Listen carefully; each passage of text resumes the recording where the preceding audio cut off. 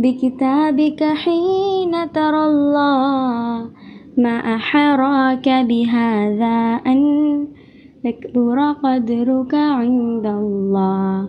هل لك سر عند الله بينك أنت وبين الله؟ هل لك صدقات تخفى لا يعلمها إلا الله؟ هل لك سر عند الله بينك أنت وبين الله؟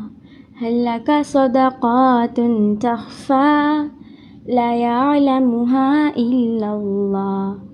هل لك سر عند الله بينك أنت وبين الله؟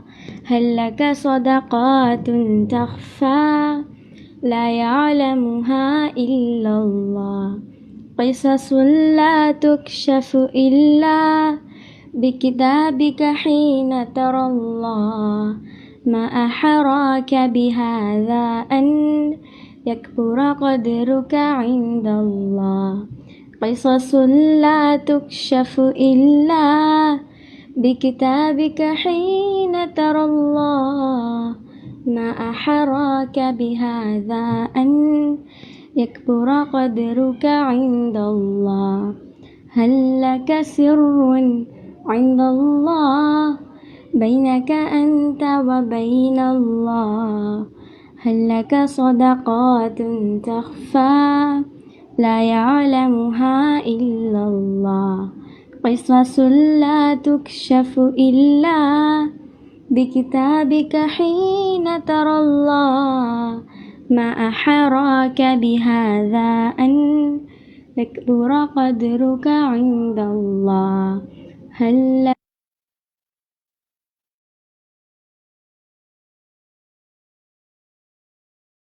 أعوذ بالله من الشيطان الرجيم. بسم الله الرحمن الرحيم. الحمد لله رب العالمين الرحمن الرحيم مالك يوم الدين. إياك نعبد وإياك نستعين. اهدنا الصراط المستقيم صراط الذين أنعمت عليهم غير المغضوب عليهم ولا الضالين.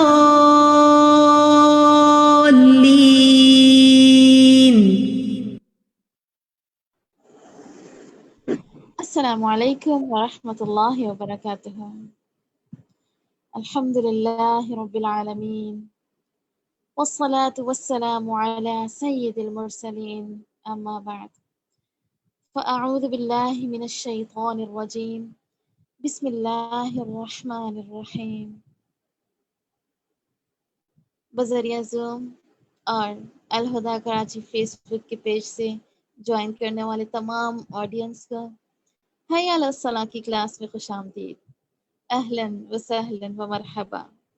امید ہے آپ سب خیریت سے ہوں گے. اللہ تعالیٰ آپ سب کو خوش رکھیں.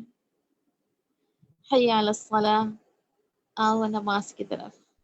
نماز اس طرح ادا کریں جیسے نبی صلی اللہ علیہ وسلم نے فرمایا، صلو کما رأیتمونی اصلی. تم نماز اسی طرح پڑھو جس طرح تم مجھے نماز پڑھتے دیکھتے ہو. اللہ سبحانہ و تعالی ہمیں اپنی نمازوں کو سنت کے مطابق ادا کرنے کی توفیق عطا فرمائے. آمین.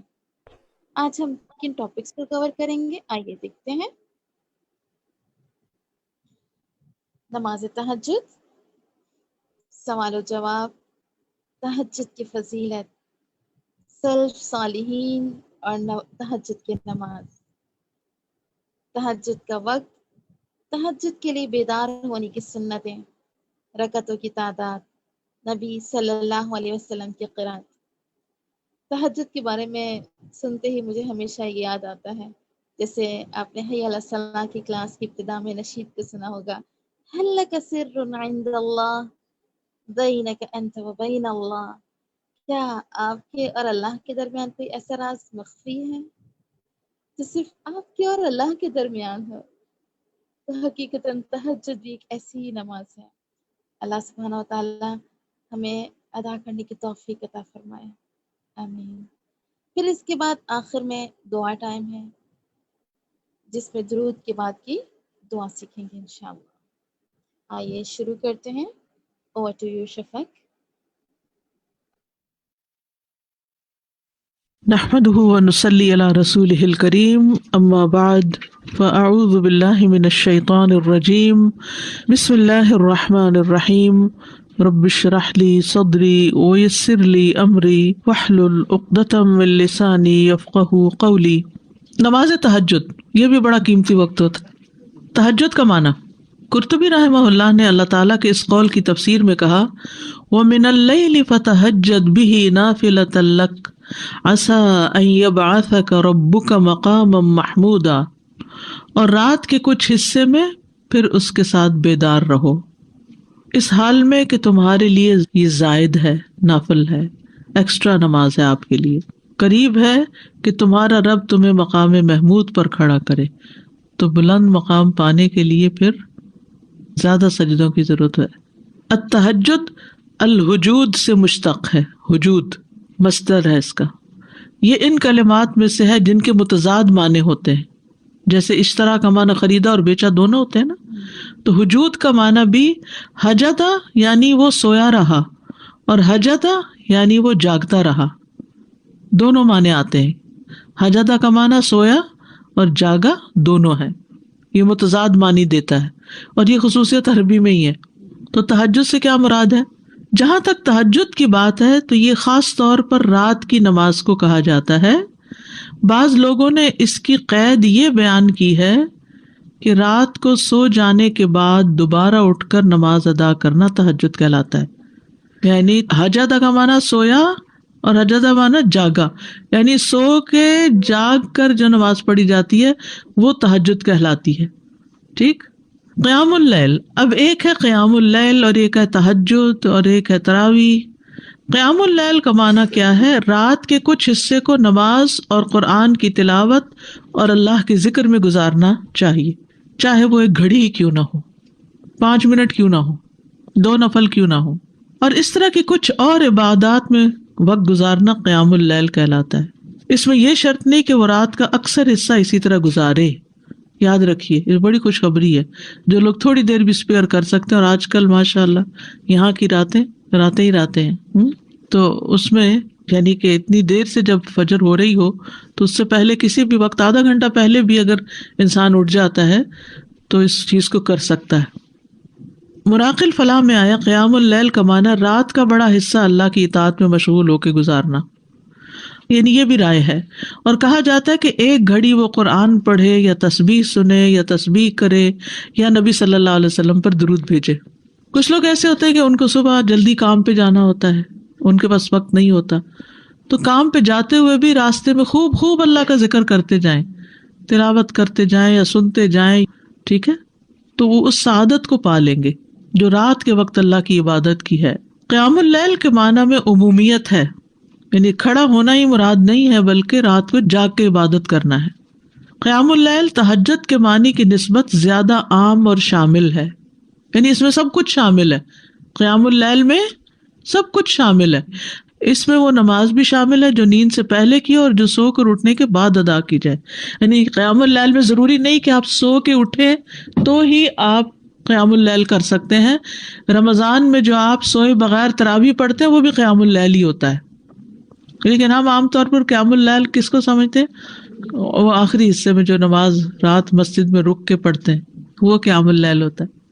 جبکہ تہجد کی نماز کے ساتھ خاص ہے، اس کے بارے میں 2 قول ہیں۔ پہلا قول، رات کی مطلق نماز کو تہجد کہا جاتا ہے، اکثر فقہا کا یہ خیال ہے، یعنی رات کے کسی حصے میں بھی پڑھ لیں، عشاء کے بعد چند نفل اور پڑھ لیں، درمیان میں پڑھ لیں، جو لوگ رات بھر جاگتے رہتے ہیں وہ سونے سے پہلے پڑھ لیں یا سو کے اٹھ کے پڑھ لیں، سب تہجد ہی کہلائے گا۔ دوسرا قول یہ کہ کچھ دیر سونے کے بعد اٹھنا جو ہے وہ تہجد کہلاتا ہے، یعنی معنی میں اختلاف ہے، لیکن اصل بات تو ایک ہی ہے نا، اور وہ کیا ہے؟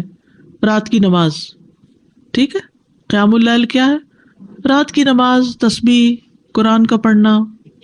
تہجد، قیام اللیل، تراویح میں فرق، یہ تو اتنا ایشو رہتا ہے کچھ نہ پوچھے. ابن باز رحمہ اللہ سے پوچھا گیا کہ نماز تراویح، قیام اللیل اور تہجد میں کیا فرق ہے، آپ ہمیں فتویٰ دیں، اللہ آپ کو اجر دے. تو انہوں نے جواب دیا کہ رات کی نماز کو تہجد بھی کہا جاتا ہے اور قیام اللیل بھی کہا جاتا ہے. کیا کہا؟ رات کی نماز کو تہجد بھی کہا جاتا ہے اور قیام اللیل بھی کہا جاتا ہے. جہاں تک تراویح کا تعلق ہے تو علماء کے نزدیک یہ رمضان کی راتوں کے اول حصے میں کیے جانے والے قیام اللیل پر بولا جاتا ہے. عشاء کے بعد جو پڑھتے ہیں اس کو تراویح کہتے ہیں. اس کے ساتھ ساتھ اس بات کا بھی خیال رکھا جاتا ہے کہ یہ نماز ہلکی پڑھائی جائے اور لمبی نہ کی جائے، یعنی یہ تراویح کی خاص خصوصیت ہے. اور اس کو تہجد کا نام دینا بھی جائز ہے، اس کو قیام اللیل کا نام بھی دیا جا سکتا ہے، اس میں کوئی حرج کی بات نہیں. یعنی بیسیکلی جس وقت جو بھی پڑھے، رات کو جو عبادت کریں گے وہ قیام اللیل بھی کہلاتی ہے، وہ تہجد بھی کہلاتی ہے، اور تراویح بھی.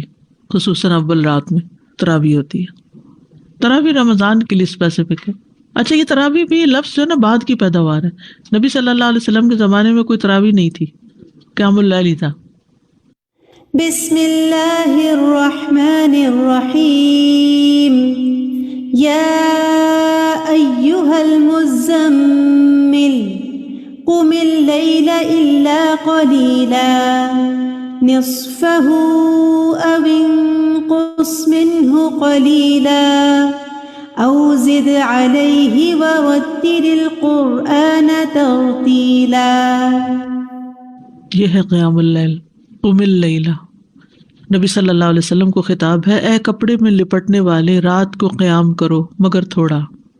آدھی رات قیام کرو یا اس سے تھوڑا سا کم کر لو یا اس سے زیادہ کر لو. اور قرآن کو خوب ٹھہر ٹھہر کر پڑھو، ٹھہر ٹھہر کر پڑھنا، جلدی نہیں. وَمِنَ اللَّيْلِ فَاسْجُدْ لَهُ وَسَبِّحْهُ لَيْلًا طَوِيلًا، سورۃ الدہر میں آتا ہے. اور رات کے کچھ حصے میں پھر اس کے لیے سجدہ کرو اور لمبی رات تک اس کی تسبیح کیا کرو.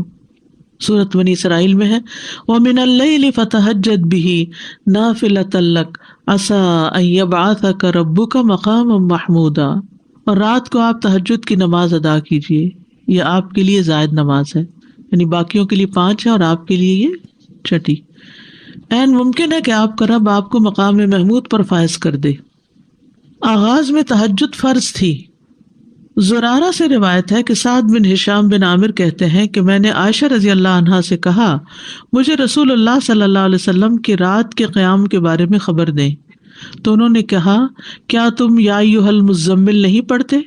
میں نے کہا، کیوں نہیں؟ انہوں نے کہا، بے شک اللہ عز و جل نے اس سورت کے آغاز میں رات کا قیام فرض قرار دیا تو اللہ کے نبی صلی اللہ علیہ وسلم اور آپ کے ساتھیوں نے سال بھر قیام کیا، اور اللہ نے اس سورت کی آخری آیت 12 ماہ تک آسمان پر روکے رکھی، یہاں تک کہ اللہ نے سورت کے آخر میں تخفیف کا حکم نازل فرمایا تو رات کا قیام فرض ہونے کے بعد نفل میں تبدیل ہو گیا.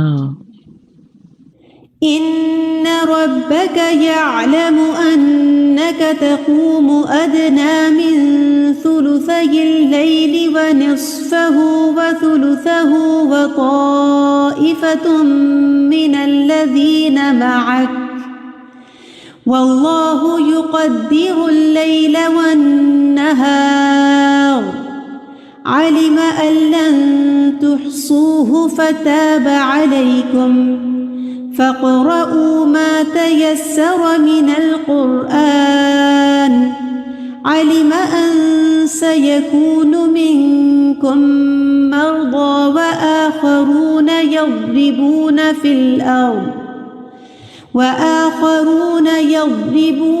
الأرض يبتغون من فضل الله وآخرون يقاتلون في سبيل الله فاقرؤوا ما تيسر منه وأقيموا الصلاة وآتوا الزكاة وأقرضوا الله قرضا حسنا وما تقدموا لأنفسكم أنفسكم من خير تجدوه عند الله هو خيرا وأعظم أجرا واستغفروا الله إن الله غفور رحيم.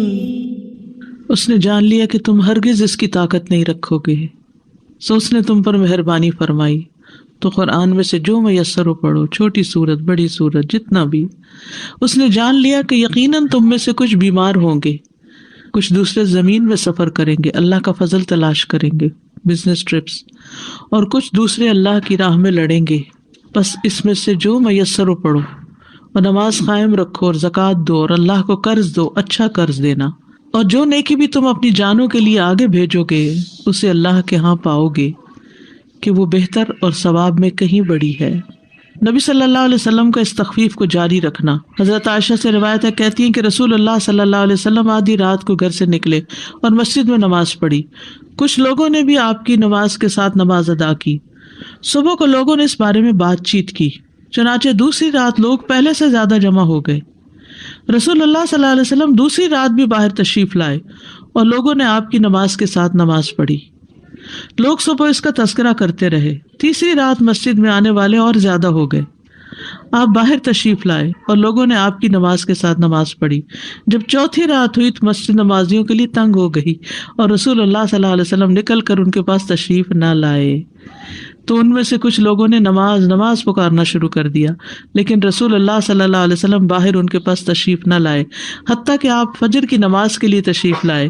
پھر جب فجر کی نماز پوری کر لی تو لوگوں کی طرف متوجہ ہوئے، پھر شہادتین پڑھ کر فرمائے، خطبہ دیا، اما بعد، آج رات تمہارا حال مجھ سے مخفی نہ تھا، یعنی مجھے پتا تھا تم انتظار کر رہے ہو، لیکن مجھے ڈر ہوا کہ رات کی نماز تم پر فرض نہ کر دی جائے، پھر تم اس کی ادائیگی سے عاجز آ جاؤ، تو اس لیے میں نہیں نکلا. کتنا خیال تھا کہ امت مشقت میں نہ پڑے، ورنہ اس وقت کے لوگوں کی تو ہمتیں اور تھی، شوق میں وہ پڑھ لیتے اور پھر ہم سب پر بھی ایک ذمہ داری عائد ہو جاتی. کئی لوگ کہتے ہیں نا، کیا تراویح پڑھیں، ضروری ہے تراویح پڑھنا، اور یہ جماعت سے کیوں پڑھتے ہیں آپ لوگ؟ نبی صلی اللہ علیہ وسلم تو اپنے نفل اکیلے پڑھتے تھے. پھر یہ 3 دن جو پڑھایا یہ اس وجہ سے پڑھایا تاکہ جماعت سے پڑھنے کا بھی ایک جواز ہو. ایک خاتون بہت پریشان میرے پاس آئی اور ماشاءاللہ بہت پڑھی لکھی سمجھدار خاتون، کہتی میں ساری زندگی تراویح کا اہتمام کرتی رہی ہوں، ریسنٹلی کسی نے مجھے شک میں ڈال دیا کہ جی تراویح کا تو لفظ ہی نہیں ہے قرآن و سنت میں، اور جماعت سے پڑھنے کا کہاں حکم ہے، اور اس قسم کی بہت سی باتیں. اتفاق کی بات کہ انہیں دنوں میں نے ایک آرٹیکل پڑھا تھا اور ریفرنس تازے مجھے یاد تھے سب، تو میں نے ان کو دکھایا تو وہ سکون میں آ گئی. کہتی ہے 3 دن سے میں مسجد ہی نہیں گئی، 3 دن سے، رمضان کا مہینہ تھا یہ 3 دن سے میں نے نماز ہی نہیں پڑھی کیونکہ کسی نے مجھے شک میں ڈال دی یہ ہے ہی نہیں. آپ نے اس لیے نہیں مسلسل جماعت سے پڑھوائی کہ کہیں لوگوں پہ فرض ہی نہ ہو جائے، یہ رمضان ہی کا موقع تھا. اور پھر حضرت عمر رضی اللہ عنہ نے سب کو اس پر اکٹھا کیا، ورنہ کیا ہوتا تھا کوئی کہیں پڑھا رہا ہے، کوئی کہیں پڑھ رہا ہے، کوئی کہیں، تو وہ ایک اجتماعیت کی جو روح ہوتی ہے وہ پھر اس طرح پیدا ہوئی. تو اس لیے سب کے کہتے ہیں بدعت تھی، بدعت نہیں تھی کیونکہ اس کی دلیل موجود تھی. بدعت وہ ہوتی ہے کہ جس کی کوئی دلیل ہی نہیں، یہاں یہ 3 دن پڑھی ہے یہ کم دلیل ہے. اور پھر آپ نے خود واضح بھی کیا کہ میں اس سے زیادہ اس لیے نہیں کروا رہا کہ یہ فرض نہ ہو جائے تم پر. نبی صلی اللہ علیہ وسلم کا تہجد کا خوب اہتمام کرنا. نبی صلی اللہ علیہ وسلم نماز تہجد میں اتنا قیام فرماتے کہ آپ کے قدم یا پنڈلیوں پہ ورم آ جاتا تھا.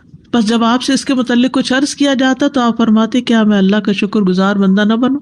یہ ہے شکرانے کے نفل کہ آپ تہجد جو پڑھتے تھے اسی کو ہی شکرانہ قرار دیتے اور لمبا قیام کرتے. ہم جو شکرانے کے نام پہ نفل پڑھتے بھی ہیں تو وہ کیسے پڑھتے ہیں، کتنی جلدی پڑھتے ہیں. عبداللہ بن عمیر نے حضرت عائشہ سے کہا رسول اللہ صلی اللہ علیہ وسلم کا کوئی تعجب انگیز عمل جو آپ نے دیکھا وہ بیان کرے. وہ رونے لگی اور کہا آپ راتوں میں سے ایک رات کو کھڑے ہوئے اور فرمایا اے عائشہ مجھے چھوڑ دو کہ میں اپنے رب کی عبادت کر لوں. کہتی ہیں میں نے کہا اللہ کی قسم میں آپ کی قربت کو پسند کرتی ہوں، یعنی میں چاہتی ہوں آپ میرے پاس رہیں، لیکن وہ چیز بھی پسند ہے جو آپ کو خوش کر دے. کہتی ہیں آپ اٹھے، وضو کیا اور نماز کے لیے کھڑے ہو گئے. آپ مسلسل روتے رہے یہاں تک کہ آپ کی گود بھیگ گئی، پھر روئے اور روتے رہے حتیٰ کہ زمین تر ہو گئی. اتنے میں بلال رضی اللہ عنہ نماز فجر کی اطلاع دینے کے لیے آئے. جب انہوں نے آپ کو روتا ہوا پایا تو کہا اللہ کے رسول آپ اتنا کیوں رو رہے ہیں حالانکہ اللہ نے آپ کے اگلے پچھلے گناہ معاف کر دیے ہیں. آپ نے فرمایا کیا میں اللہ کا شکر گزار بندہ نہ بنوں؟ آج رات مجھ پر چند آیات نازل ہوئی. اس آدمی کے لیے ہلاکت ہے جس نے ان کو پڑھا لیکن ان پہ غور و فکر نہیں کیا، اور وہ ہے سورۃ آل عمران کی آخری آیات، ان فی خلق السماوات والارض واختلاف اللیل والنہار. نبی صلی اللہ علیہ وسلم کو تہجد نہ چھوڑنا. اللہ کے نبی جب کوئی نماز پڑھتے تو آپ پسند کرتے کہ اس پر قائم رہیں، اور جب آپ صلی اللہ علیہ وسلم پر نیند یا بیماری غالب آ جاتی اور رات کا قیام نہ کر سکتے تو آپ دن میں 12 رکعتیں پڑھ لیتے. نبی صلی اللہ علیہ وسلم کا گھر والوں کو تہجد کے لیے اٹھانا. حضرت علی بن ابی طالب رضی اللہ عنہ سے روایت ہے کہ رسول اللہ صلی اللہ علیہ وسلم رات کے وقت میرے اور فاطمہ کے پاس تشریف لائے اور ہمیں نماز تہجد کے لیے جگایا. پھر آپ اپنے گھر کی طرف لوٹ گئے اور رات کافی دیر تک نماز پڑھتے رہے. تو آپ نے ہماری طرف سے کوئی آہٹ نہ سنی تو دوبارہ ہماری طرف تشریف لائے اور ہمیں پھر جگایا اور فرمایا دونوں اٹھو اور نماز پڑھو، جیسے ہم اپنے بچوں کو کہتے ہیں. میں آنکھیں ملتا وہ اٹھ کر بیٹھ گیا اور کہہ رہا تھا اللہ کی قسم بے شک ہم تو وہی نماز پڑھیں گے جو اللہ نے ہماری قسمت میں لکھی. یقیناً ہمارے نفس اللہ کے ہاتھ میں، وہ اگر چاہے گا کہ ہمیں اٹھائے تو ہمیں اٹھا دے گا. کہتے پھر رسول اللہ صلی اللہ علیہ وسلم اپنی ران پہ ہاتھ مارتے ہوئے تشریف لے گئے اور فرما رہے تھے ہم وہی نماز پڑھیں گے جو اللہ نے ہماری قسمت میں لکھی. وَكَانَ الْإِنسَانُ أَكْثَرَ شَيْءٍ جَدَلًا. حقیقت یہ کہ انسان سب سے زیادہ جھگڑالو ہے، یعنی ہم ہمیشہ اپنے لیے کوئی نہ کوئی دلیل تلاش کر لیتے ہیں جب ہم نے کوئی کام نہیں کرنا ہوتا. آخرت کی فکر کے لیے رات کو جگانا. ام سلمہ بیان کرتی کہ نبی صلی اللہ علیہ وسلم ایک رات بیدار ہوئے تو فرمایا سبحان اللہ، آج رات کس قدر سنگین فتنے نازل ہوئے اور کس قدر عظیم خزانے اتارے گئے. کون ہے جو ان حجروں میں سوئی ہوئی عورتوں کو بیدار کرے؟ اپنی ازواج کی طرف اشارہ تھا. بہت سی عورتیں جو دنیا میں لباس پہننے والی ہیں آخرت میں برہنہ ہوں گی، کیونکہ بغیر لباس کے اٹھیں گے نا سب. لوگوں کو تہجد کی ترغیب دلانا، یعنی اپنے گھر والوں سے شروع کیا اور اب عام لوگوں کے لیے بھی. ابی ابن کعب فرماتے کہ جب رات کا تہائی حصہ گزر جاتا تو رسول اللہ صلی اللہ علیہ وسلم اٹھ کھڑے ہوتے اور فرماتے اے لوگو اللہ کو یاد کرو، اللہ کو یاد کرو، سور پھونکنے کا وقت آ گیا ہے. پھر اس کے بعد دوسری مرتبہ بھی پھونکا جائے گا. موت اپنے پیش آنے والے حالات کے ساتھ آ پہنچی، موت اپنے پیش آنے والے حالات کے ساتھ آ پہنچی، یعنی موت قریب ہے، تیاری کرو، یہ مطلب تھا. سلف صالحین کا نوجوانوں کو تہجد کے لیے اٹھانا. محمد بن یوسف کہتے ہیں سفیان ثوری رحمہ اللہ ہمیں رات کو قیام کرواتے اور کہتے اے نوجوانوں قیام کرو، جب تک تم جوان ہو نماز پڑھتے رہو، اگر تم آج نماز نہیں پڑھو گے تو کب پڑھو گے. ابن عمر کہتے ہیں عبادات میں سب سے پہلی عبادت جس میں کمی آتی ہے وہ رات کو تہجد کی نماز ہے اور اس میں اونچی آواز سے قرآن پڑھنا ہے. تو یہ جو نوجوانوں کو پڑھانا ہے نا، ہمارے بچے تو فرض نماز بھی مشکل پڑھتے ہیں تو تہجد کا پڑھیں گے. اللہ ماشاء اللہ کچھ بچوں کو تو اللہ تعالیٰ توفیق دیتا ہے اور وہ جوانی میں ہی پڑھنا شروع کر دیتے ہیں. ہمیں یاد ہے کہ ہمارے والد ہمیں اس بات پہ اجازت دیتے تھے کہ اپنے فرینڈس کو رات کو اکٹھا کر لیں اور رات جاگ کر نمازیں پڑھیں. تو اکیلے اکیلے پڑھنا مشکل ہے، تو ان کا مقصد یہ ہوتا تھا کہ ہم مل کے، وہ اکثر بچے کہتے ہیں نا سلیپ اوور کے لیے جانا ہے یا فرینڈس کو بلانا ہے، تو ہم ٹوٹل نہ کر دیتے ہیں. تو اس میں یہ ہے کہ اپنے گھر پہ بلا لیں اور ان سے کہیں کہ مل کے تہجد پڑھیں، اور ٹھیک ہے کچھ اور گپ شپ بھی، لیکن آپ دیکھیے کہ پھر ہوتا کیا ہے عام طور پر تو پھر کھیل تماشے ہی ہوتے ہیں اور کھانا پینا. جی قیام نائٹ نہ ہونے سے بہتر ہے اگر تھوڑا سا بھی 2 رکعتیں بھی پڑھ لینا، کہیں اور جا کے رات گزارنے سے تو بہتر ہے کہ مسجد میں تو ہے نا. وہ فار لائف اس کی ہیبٹ بھی بن جاتی، پھر انسان کو چھوڑنے کو دل نہیں چاہتا اس چیز کو. دین کا کام جو لوگ کرتے ہیں نا ان کے لیے بہت ضروری ہے کہ وہ ایکسٹرا نماز پڑھیں. اگر رات کو کسی وجہ سے نہیں پڑھ سکتے تو دن میں پڑھ لیں، لیکن صرف فرض پر نہ رہیں، نوافل ضروری ہے. کچھ سوالات کے جواب ہیں. سب سے پہلا سوال تو یہ تھا کہ دعائے قنوت رکوع سے پہلے پڑھیں گے یا رکوع کے بعد پڑھیں گے، کیونکہ دونوں طرح کی روایات ملتی ہیں تو اس لیے ان کا تھوڑا سا تفصیلی جائزہ. رکوع کے بعد بھی کرنے کا جواز موجود ہے. دعائے قنوت رکوع سے پہلے اور بعد میں پڑھنا جائز ہے. یہ دونوں حکم ثابت ہیں، یعنی اس میں وسعت ہے. ہم کیا لفظ استعمال نہیں کریں گے؟ اختلاف ہے. کیا کہیں گے؟ وسعت ہے. اگرچہ زیادہ تر رکوع کے بعد ہی آیا ہے. بخاری اور دوسرے لوگوں نے حضرت انس سے روایت کیا ہے کہ نبی صلی اللہ علیہ وسلم نے 1 مہینے تک رکوع کے بعد قنوت پڑھا. آپ بنو امیہ کے لیے بد دعا کرتے تھے. صحیحین میں انس رضی اللہ عنہ سے روایت ہے کہ ان سے پوچھا گیا کہ کیا رسول اللہ صلی اللہ علیہ وسلم نے صبح کی نماز میں قنوت پڑھا؟ انہوں نے کہا ہاں. ان سے کہا گیا کہ آپ صلی اللہ علیہ وسلم نے رکوع سے پہلے قنوت پڑھا یا بعد میں؟ انہوں نے کہا رکوع کے بعد کچھ مدت کے لیے پڑھا. یعنی کچھ مدت کے لیے وہ دعائے قنوت تھی، قنوت نازلہ جس کو کہتے ہیں. تو اس میں آپ کب پڑھتے تھے اس کو؟ رکوع کے بعد. رکوع سے قبل کرنے کا بھی جواز ہے، رکوع سے پہلے. ابن نصر نے صحیح سند کے ساتھ قیام اللیل کے متعلق انس رضی اللہ عنہ سے روایت کیا. کہا کہ رسول اللہ صلی اللہ علیہ وسلم، ابو بکر اور عمر رکوع کے بعد قنوت پڑھتے تھے، یہاں تک کہ جب عثمان رضی اللہ عنہ کا دور آیا تو انہوں نے رکوع سے پہلے قنوت پڑھنا شروع کیا. کیوں؟ تاکہ لوگ رکعت کو پالیں. لمبی رکعت ہوگی تو کیا ہوگا؟ زیادہ لوگ جوائن کر لیں گے جو بعد میں آ رہے ہیں. یعنی وہ جب وتر پڑھاتے تھے کون کون؟ حضرت ابو بکر اور عمر. تو کب قنوت پڑھتے تھے؟ رکوع کے بعد. اور کس نے شروع کیا پہلے پڑھنا؟ عثمان رضی اللہ عنہ نے. کیوں شروع کیا؟ تاکہ لوگ یہ رکعت پالیں، ان کو وتر مل جائے، یہ مقصد تھا. امام بخاری نے انس رضی اللہ عنہ سے روایت کیا کہ انس سے پوچھا گیا کہ قنوت رکوع کے بعد ہے یا قرات سے فارغ ہونے کے وقت؟ انہوں نے کہا نہیں، بلکہ قرات سے فارغ ہونے کے وقت. یہ حضرت انس کی روایت ہے. علقمہ سے مروی ہے کہ ابن مسعود اور نبی صلی اللہ علیہ وسلم کے صحابہ وتر میں رکوع سے پہلے قنوت پڑھتے تھے. ابی ابن کعب کی حدیث ہے کہ نبی صلی اللہ علیہ وسلم رکوع سے پہلے قنوت کرتے تھے. تو ان ساری روایات کو ملا کر دیکھیں تو دونوں کاموں کا جواز ملتا ہے. سنن ابن ماجہ میں حضرت انس کا یہ قول ثابت ہے کہ ہم رکوع سے پہلے اور بعد میں قنوت پڑھتے تھے. حضرت انس ہی کہہ رہے ہیں کہ بعد اور پہلے دونوں طرح پڑھتے تھے. یہ تمام احادیث دونوں کاموں کے جائز ہونے پر دلالت کرتی ہیں. اسی لیے امام بخاری نے اپنی صحیح میں باب باندھا ہے، باب القنوت قبل الرکوع و بعدہ، رکوع سے پہلے اور اس کے بعد میں قنوت کرنا. اور ابن تیمیہ نے کہا، جیسا کہ مجموع الفتاوی میں ہے، کہ اہل حدیث کے فقہا جیسے کہ امام احمد وغیرہ دونوں کاموں کو جائز قرار دیتے ہیں، یعنی پہلے اور بعد میں دونوں، کیونکہ صحیح سنت میں دونوں عمل آئے ہیں. اگرچہ رکوع کے بعد قنوت کو ترجیح دی گئی ہے کیونکہ اس کی روایات زیادہ ہیں. دوسرا سوال تھا نفل نماز میں بیٹھنے کی کیفیت کیا ہوگی، کیسے بیٹھیں گے، تورک کیسے کریں گے، کیا 2 پاؤں پہ بیٹھیں گے، ایک نکال کے بیٹھیں گے، دونوں نکالیں گے، کیا کریں گے؟ حسن بصری کہتے ہیں اگر انسان چاہے تو نفل نماز کھڑے ہو کر یا بیٹھ کر یا لیٹ کر پڑھ سکتا ہے، اور اہل علم کی جماعت کا یہی قول ہے.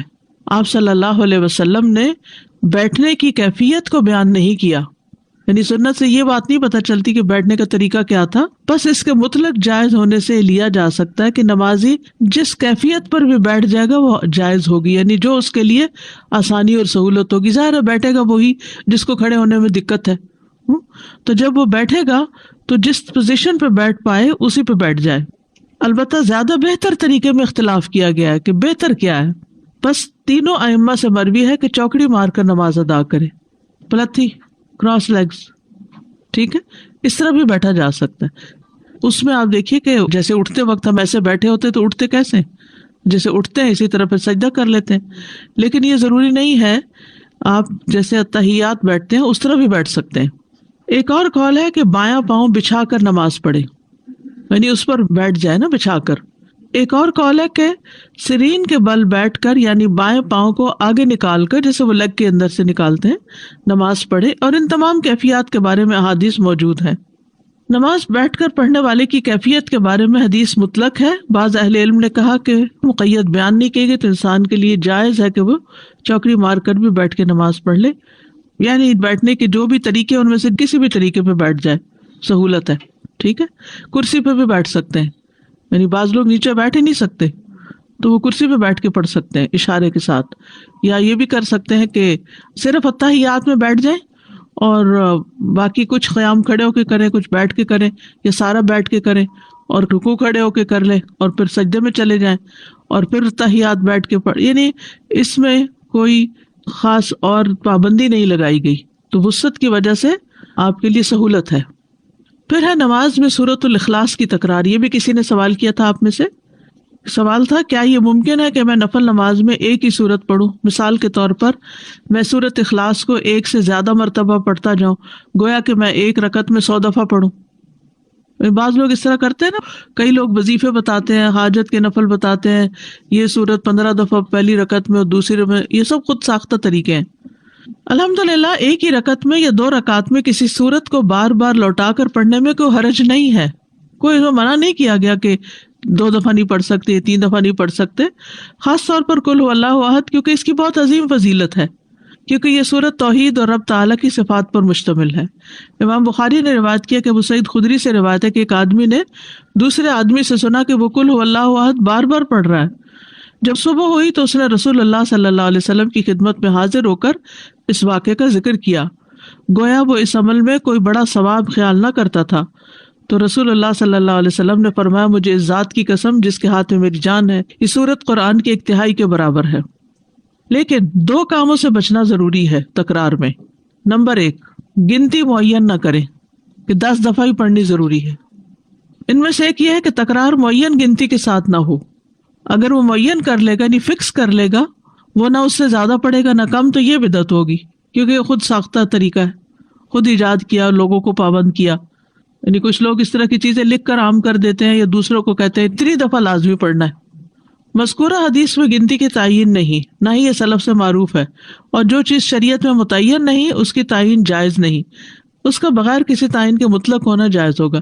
جیسے لوگ کہتے ہیں نا کتنی دفعہ آیت کریمہ پڑھیں، وہ کہیں نہیں بتایا گیا کتنی دفعہ، جتنا سہولت سے پڑھ سکتے ہو۔ حضرت یونس علیہ السلام کے بارے میں کچھ نہیں ملتا کہ انہوں نے 100 دفعہ پڑھا یا 1000 دفعہ پڑھا۔ اصل بات یہ کہ پڑھنے کی کوالٹی کیا ہے، یہ زیادہ امپورٹنٹ ہے۔ نمبر 2، اسے عادت نہ بنایا جائے کہ مثلا ہر روز فجر کی نماز میں آپ پہلی رکعت میں 20 دفعہ اور دوسری میں 15 دفعہ قل هو اللہ پڑھ رہے ہیں، یہ نہیں ہونا چاہیے۔ انسان جب بھی رات کو قیام کرے تو ایک سورت کے بار بار پڑھنے کو عادت نہ بنا لے، کہ آپ دیکھیں کہ کوئی شخص ہر رات ایک ہی سورت پڑھتا ہے اور اسے تبدیل نہیں کرتا، یہ بھی مشروع نہیں، نہ سلف صالحین کے عمل میں سے ہے۔ بس جب وہ اس کام کو کرنا چاہے تو کبھی کبھار ہی کرے، اس پر دوام نہ کرے۔ اس کو چاہیے کہ سنت کے عمل کو اور اس کام کو عادت بنائے جس پر پہلے لوگ عمل کیا کرتے تھے۔ وہ ہر رکعت میں سورۃ الفاتحہ کے ساتھ کوئی ایک سورت پڑھے یا کسی سورت کا کچھ حصہ پڑھے، اور تکرار کرنا جو ہے وہ کچھ افضل نہیں ہے، اگرچہ پڑھنے میں کوئی حرج نہیں، لیکن اس میں کوئی ایسا نہیں کہ یہ زیادہ ثواب کا کام ہے۔ اوکے، کیونکہ آپ نے اسی کی فضیلت بتائی نا کہ وہ تو 1/3 قرآن کے برابر ہے، تو اس سورت کو معمولی کیوں سمجھتے ہو؟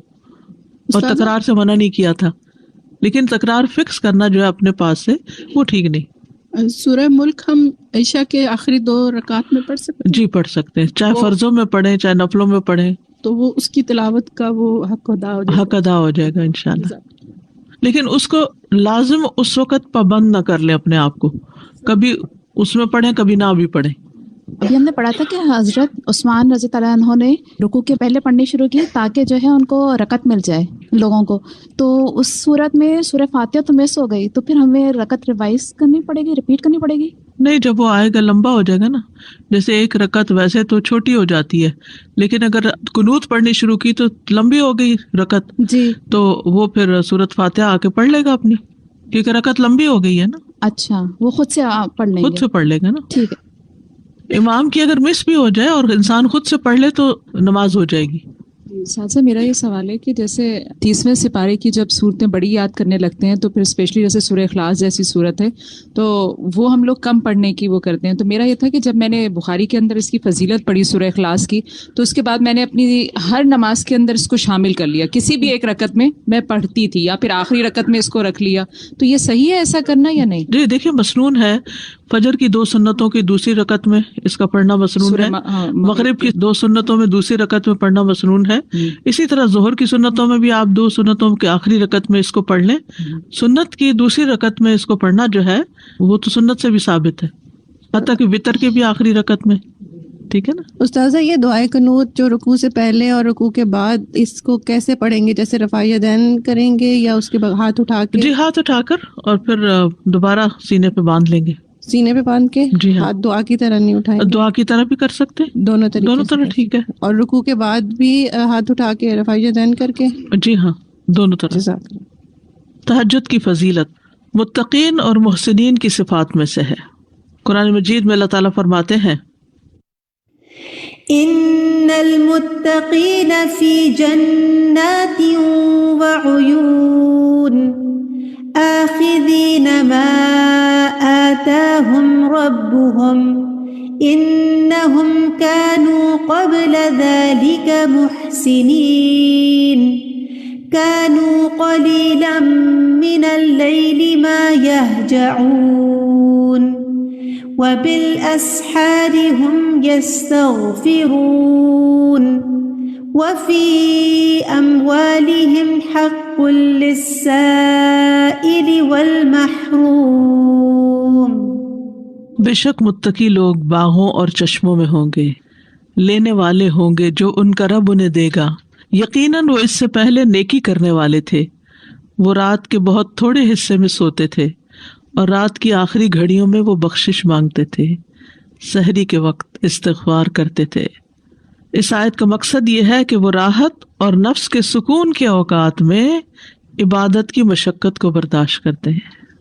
یعنی جب ساری دنیا سوتی ہے، آرام کرتی ہے، تو وہ اپنے آپ کو عبادت میں تھکاتے ہیں اور دن کی مشقتوں سے صرف تھوڑا ہی آرام حاصل کرتے ہیں. حسن بصری کہتے ہیں انہوں نے رات کے قیام کی تکلیف کو برداشت کیا اور وہ قیام کرنے کے لیے رات کو تھوڑا ہی سوتے ہیں، یعنی تھوڑا سا سوتے ہیں پھر کھڑے ہو کر عبادت کرنا شروع کر دیتے ہیں. راتوں کو قیام کرنے والوں کی تعریف کی گئی ہے قرآن مجید میں. فرمایا امن هو قانت آناء اللیل ساجدا وقائما یحذر الآخرة ویرجو رحمت ربه قل هل يستوي الذین يعلمون والذین لا يعلمون انما يتذکر اولو الالباب. کیا یہ بہتر ہے یا وہ شخص جو رات کی گھڑیوں میں سجدہ کرتے ہوئے اور قیام کرتے ہوئے عبادت کرنے والا ہے، آخرت سے ڈرتا ہے اور اپنے رب کی رحمت کی امید رکھتا ہے؟ کہہ دو کیا برابر ہے وہ لوگ جو جانتے ہیں اور وہ جو نہیں جانتے؟ نصیحت تو بس عقل والے ہی قبول کرتے ہیں. جنت میں جانے والوں کی صفات بھی یہی ہیں. والذین یبیتون لربہم سجدا وقیاما. وہ لوگ جو اپنے رب کے لیے سجدہ کرتے ہوئے اور قیام کرتے ہوئے رات گزارتے ہیں، رات کو عبادت کرتے ہیں، اور جو کہتے ہیں اے ہمارے رب ہم سے جہنم کا عذاب پھیر دے، بے شک اس کا عذاب ہمیشہ چمٹ جانے والا ہے. رات کو تہجد پڑھنے اور اس میں دعا کرنے والوں کی جزا کیا ہے؟ سورۃ الفرقان میں آتا ہے اولئک یجزون الغرفۃ بما صبروا ویلقون فیہا تحیۃ وسلاما خالدین فیہا حسنت مستقرا ومقاما. ان لوگوں کو جزا میں بالا خانہ دیا جائے گا اس لیے کہ انہوں نے صبر کیا، اور اس میں ان کا استقبال زندگی کی دعا اور سلام کے ساتھ کیا جائے گا، ہمیشہ اس میں رہنے والے، اور وہ ٹھہرنے اور رہنے کی اچھی جگہ ہے. فرض کے بعد سب سے افضل نماز صلاۃ اللیل ہے. فرض نماز کے بعد سب سے افضل فائدے والی نماز رات کی نماز ہے. صحیح مسلم کی روایت سے یہ بات پتہ چلتی ہے. معاذ بن جبل کہتے ہیں سنن ترمذی کی روایت میں کہ میں ایک سفر میں نبی صلی اللہ علیہ وسلم کے ساتھ تھا.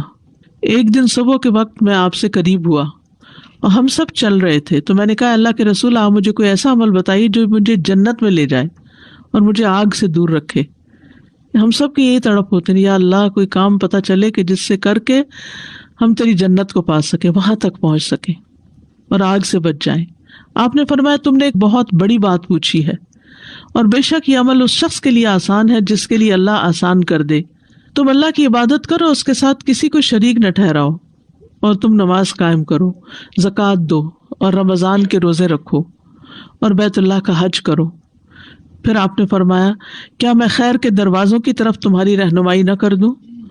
روزہ ڈھال ہے، صدقہ گناہ کو ایسے بجھا دیتا ہے جس طرح پانی آگ کو بجھا دیتا ہے، اور آدھی رات کے وقت آدمی کا نماز پڑھنا. پھر آپ صلی اللہ علیہ وسلم نے یہ آیت پڑھی تتجافی جنوبہم عن المضاجع، ان کے پہلو بستروں سے الگ رہتے ہیں. یدعون ربہم خوفا وطمعا، اپنے رب کو خوف اور امید کی حالت میں پکارتے ہیں. تو اس سے پتہ چلتا ہے کہ تہجد پڑھنا جو ہے وہ جنت کی طرف لے جانے والے کاموں میں سے ہے، اور یہ مومن کا شرف ہے. نبی صلی اللہ علیہ وسلم نے فرمایا جبریل میرے پاس آئے اور کہا اے محمد صلی اللہ علیہ وسلم جیسے چاہیں زندگی گزارے، بالآخر مرنا تو ہے. جس کو چاہیں اپنا محبوب بنا لے بالآخر جدا تو ہونا ہے، جیسے چاہیں عمل کریں بالآخر اس کا بدلہ تو ملنا ہے۔ اور جان لے کہ مومن کا شرف یعنی عزت قیام اللیل میں ہے، اور اس کی عزت لوگوں سے بے پرواہ ہو جانے میں ہے، یعنی لوگوں کی باتوں کی پرواہ نہ کرے، اس میں اس کی عزت ہے۔ یعنی اللہ کی نگاہ میں کون معزز ہے، کب معزز ہوتا ہے؟ جب رات کو نماز پڑھے۔ اور لوگوں کی نگاہ میں معزز کون ہوتا ہے؟ جو لوگوں کی غلطیوں کو معاف کر دے اور ان سے ان کے مال، ان کے پاس جو کچھ ہے اس سے بے پرواہی اختیار کرے، اس کی لالچ نہ رکھے۔ نبی صلی اللہ علیہ وسلم کی امت کے معزز لوگ، ابن عباس سے روایت ہے، انہوں نے کہا کہ رسول اللہ صلی اللہ علیہ وسلم نے فرمایا، میری امت کے اشراف قرآن کے حافظ اور رات کو نماز پڑھنے والے ہیں۔ یعنی صرف حفظ کرنا کافی نہیں بلکہ پھر اس کو راتوں کے وقت پڑھنا بھی چاہیے۔ قابل رشک انسان وہ ہے جو قرآن پڑھتا ہے اور رات کو قیام کرتا ہے۔ اس کے پہلو میں ایک شخص ہوتا ہے جو قرآن نہیں جانتا، بس وہ اس قیام کرنے اور اسے جو اللہ نے قرآن میں سکھایا اس پہ رشک کرتا ہے اور کہتا ہے اگر اللہ مجھے بھی ایسا علم دے تو میں بھی اس کی طرح قیام کروں۔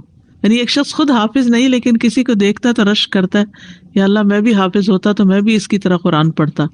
کیونکہ رشک کا جذبہ انسان کے اندر ہے، تو بجائے اس کے کہ ایسی چیزوں میں رشک کرے جو دنیا سے متعلق ہیں، جو فانی ہے، ہاتھ سے جانے والی ہے، کیوں نہ رشک کرے انسان نیکی کے کاموں پر کہ جو ہمیشہ ہمیشہ کے لیے فائدہ دینے والے ہیں۔ انبیاء کا اخلاق، فضیل بن عیاض کہتے ہیں کہا جاتا تھا کہ انبیاء اور چنے ہوئے نیک اور پاکیزہ دلوں کے حامل لوگوں کے 3 اخلاق ہوتے تھے۔ نمبر 1 بردباری، برداشت کر جانا، یعنی لوگوں کی بڑی بڑی باتیں سن کر غصہ نہ کرنا یا بہت زیادہ ریئیکشنری نہ ہونا۔ نمبر 2 اللہ کی بارگاہ میں رجوع کرنا، منیب، اواب، ہر چیز میں اللہ سے مدد مانگنا۔ اور تیسرے قیام اللیل میں سے کچھ حصہ۔ تو یاد رکھیے کہ اگر کوئی شخص دوبارہ نہیں اٹھ سکتا تو کیا کرے؟ رات کو پڑھ کر ہی سو جائے کچھ۔ پھر تہجد رب کے قرب کا ذریعہ اور برائیوں کا کفارہ ہے۔ ابو امامہ رضی اللہ عنہ سے مروی ہے، وہ رسول اللہ صلی اللہ علیہ وسلم سے روایت کرتے ہیں کہ آپ نے فرمایا رات کا قیام لازم پکڑو، بس بے شک وہ تم سے پہلے کے نیک لوگوں کا طریقہ ہے، تمہارے رب کے قرب کا ذریعہ، برائیوں کا کفارہ اور گناہوں سے رکاوٹ ہے۔ ایسے شخص سے اللہ خوش ہوتا ہے۔ رسول اللہ صلی اللہ علیہ وسلم نے فرمایا ہمارے رب عز و جل کو 2 طرح کے آدمیوں پر بہت تعجب ہوتا ہے، ایک وہ جو اپنے بستر اور اپنے لحاف، اپنے اہل خانہ اور محلہ کو چھوڑ کر اپنی نماز ادا کرنے نکلتا ہے، خاص طور پر آج کل جو لوگ فجر میں مسجد جاتے ہیں، اللہ کے پسندیدہ لوگ۔ تو ہمارا رب فرماتا ہے میرے فرشتوں اس بندے کو دیکھو جو اپنے بستر، اپنے لحاف، اپنے محلے اور اپنے اہل خانہ کو چھوڑ کر اپنی نماز کی طرف آیا ہے، میرے پاس موجود نعمتوں کی رغبت میں اور میرے ہاں موجود سزا کے خوف سے۔ ایسا ہی شخص تقوی والا ہے کہ جو اپنی نیند بھی چھوڑے، اپنا بستر بھی چھوڑے، گھر بھی چھوڑے، اپنا علاقہ بھی چھوڑے، مسجد دور ہے وہاں جائے اور پھر نماز پڑھ کر گھر آئے۔ کیوں جائے؟ جب سب لوگ اس وقت آرام کر رہے ہوں، اس جزا کے لیے جو اللہ کے پاس ہے اور اس سزا سے بچنے کے لیے جو اللہ کے پاس ہے۔ نبی صلی اللہ علیہ وسلم نے فرمایا اللہ عز و جل 3 قسم کے آدمیوں سے محبت کرتا ہے اور ان پر ہنستا ہے اور ان سے خوش ہوتا ہے۔ ان میں سے ایک وہ جس کی بیوی خوبصورت ہو اور اس کے پاس بہترین نرم بستر ہو، لیکن وہ قیام کرنے کے لیے رات کو کھڑا ہو جاتا ہو۔ اللہ تعالیٰ کہتا ہے میرے بندے نے اپنی شہوت کو ترک کر دیا اور میرا ذکر کر رہا ہے اور مجھ سے سرگوشی کر رہا ہے، اگر یہ چاہتا تو سو بھی سکتا تھا۔ ایک اور وہ جو قافلے سمیت سفر پر ہو اور وہ رات کو کچھ حصہ جاگنے کی وجہ سے چور ہو گئے ہوں اور بالآخر سو گئے ہوں، لیکن وہ شخص خوشی ناخوشی میں سحری کے وقت اٹھ کھڑا ہوا ہو اور نماز پڑھنا شروع کر دے۔ یعنی سفر کر کے تو فرض نماز بھی مشکل ہو جاتی، کہاں یہ کہ انسان تہجد بھی پڑھے اٹھ کے۔ ایسے شخص کے لیے نبی صلی اللہ علیہ وسلم کی دعا ہے۔ رسول اللہ صلی اللہ علیہ وسلم نے فرمایا اللہ اس بندے پر رحم فرمائے جو رات کو اٹھ کر نماز پڑھتا ہے اور اپنی بیوی کو جگاتا ہے، اگر وہ انکار کرے تو اس کے منہ پر پانی کے چھینٹے مارتا ہے، اور اللہ تعالیٰ اس عورت پر رحم فرمائے جو رات کو اٹھ کر نماز پڑھتی ہے اور اپنے شوہر کو بھی جگاتی ہے، اگر وہ انکار کرے تو اس کے منہ پر پانی کے چھینٹے مارتی ہے تاکہ وہ بھی اٹھ جائے۔ اب آپ کہیں گے نہیں وہ تو سخت ناراض ہو جائیں گے تو کیسے چھینٹے مارے؟ تو بات یہ کہ اچھی ازدواجی زندگی میں نا کچھ اصول ضابطے قاعدے ہوتے ہیں۔ جیسے آپ دیکھیے کہ گھر جو ہے نا وہ ایک چھوٹی سی اسٹیٹ ہوتی ہے، ایک مملکت کی طرح ہوتی ہے، تو ایک شہر کا یا ایک ملک کا اچھا نظام کب ہوتا ہے؟ اس میں امن کب ہوتا ہے، اس میں فیسلٹیز کب ہوتی ہیں، اس میں جان مال کا تحفظ کب ہوتا ہے، جب اس کے اندر کچھ اصول، ضابطے یا دوسرے لفظوں میں لا اینڈ آرڈر ہوتا ہے اور اس کو امپلیمنٹ بھی کیا جاتا ہے. تو پھر کیا ہے، ہر کوئی ٹریفک کے قانون کو فالو کر رہا ہے. نہیں کرے گا تو کیا ہوگا؟ جن ملکوں میں نہیں کرتے آپ دیکھیے روز کتنے ایکسیڈنٹس ہوتے ہیں، کتنی جانیں چلی جاتی ہیں.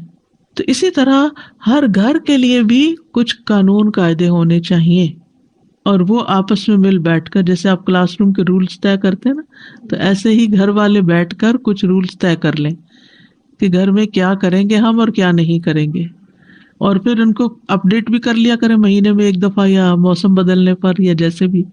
تو اس سے کیا ہوگا کہ ہر شخص سکون سے اپنی اپنی جگہ کام کر رہا ہوگا، اور ہر ایک کو پتا ہے کون کس وقت سویا ہے، کس وقت اٹھے گا، کس کو کیا کرنا ہے کیا نہیں. ورنہ کیا ہوتا ہے جب آپس کی کمیونیکیشن نہیں ہوتی نا، تو انسان ایک کونے میں ایک کڑ رہا ہے، دوسرے میں دوسرا کچھ کرمبل کر رہا ہے، کوئی کچھ کر رہا ہے، کوئی شور ہنگامہ کر رہا ہے.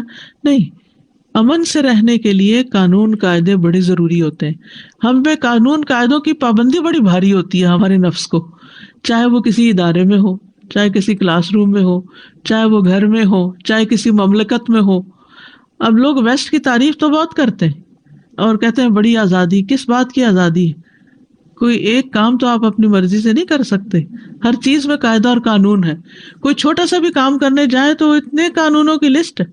سب سے کامیاب لائرز تو یہاں ہیں، بہترین پیشہ ہے، لیکن اس کا فائدہ بھی تو آپ دیکھیے نا. پھر اگرچہ جکڑے ہوئے لیکن پھر امن بھی تو ہے نا، سکھ کی نیند بھی تو سوتے ہیں، خوف تو نہیں ہے، رات کو ڈرائیو بھی کر لیتے ہیں.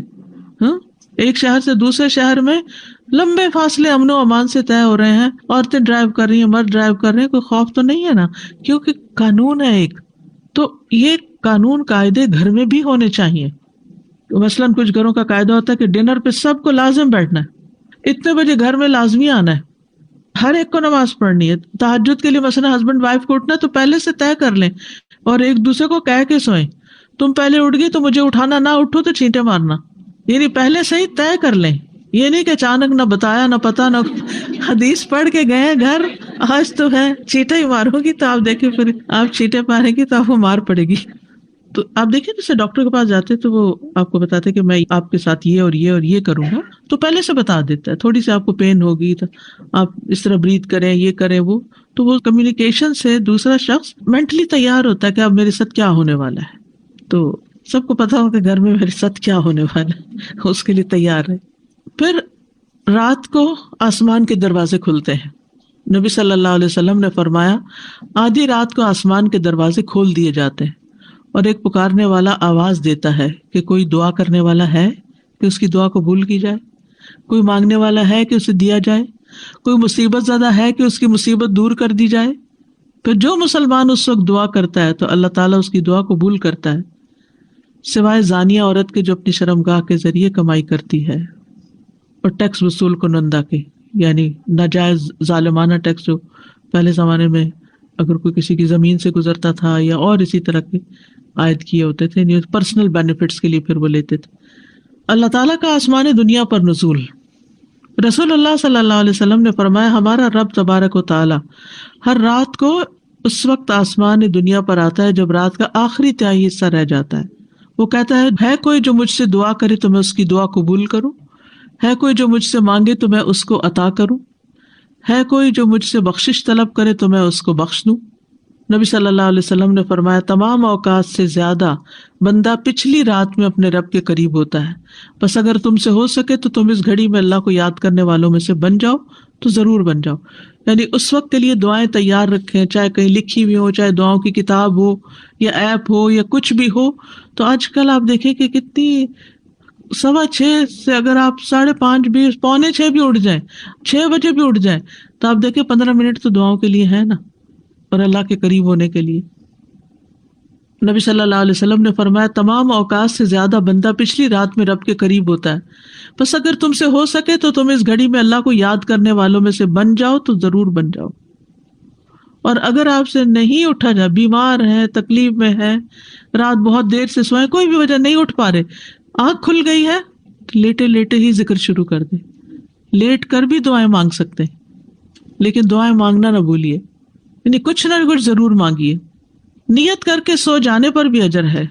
نبی صلی اللہ علیہ وسلم نے فرمایا جو اپنے بستر پر آئے اور اس کی نیت یہ ہو کہ وہ رات کو اٹھ کر نماز پڑھے گا، پھر اس پر نیند کا ایسا غلبہ ہوا یہاں تک کہ سوتے سوتے صبح ہو گئی، تو اس نے جو نیت کی اس کے لیے وہی اجر لکھ دیا جاتا ہے، اور اس کی نیند اس کے رب کی جانب سے اس پر صدقہ ہوگی.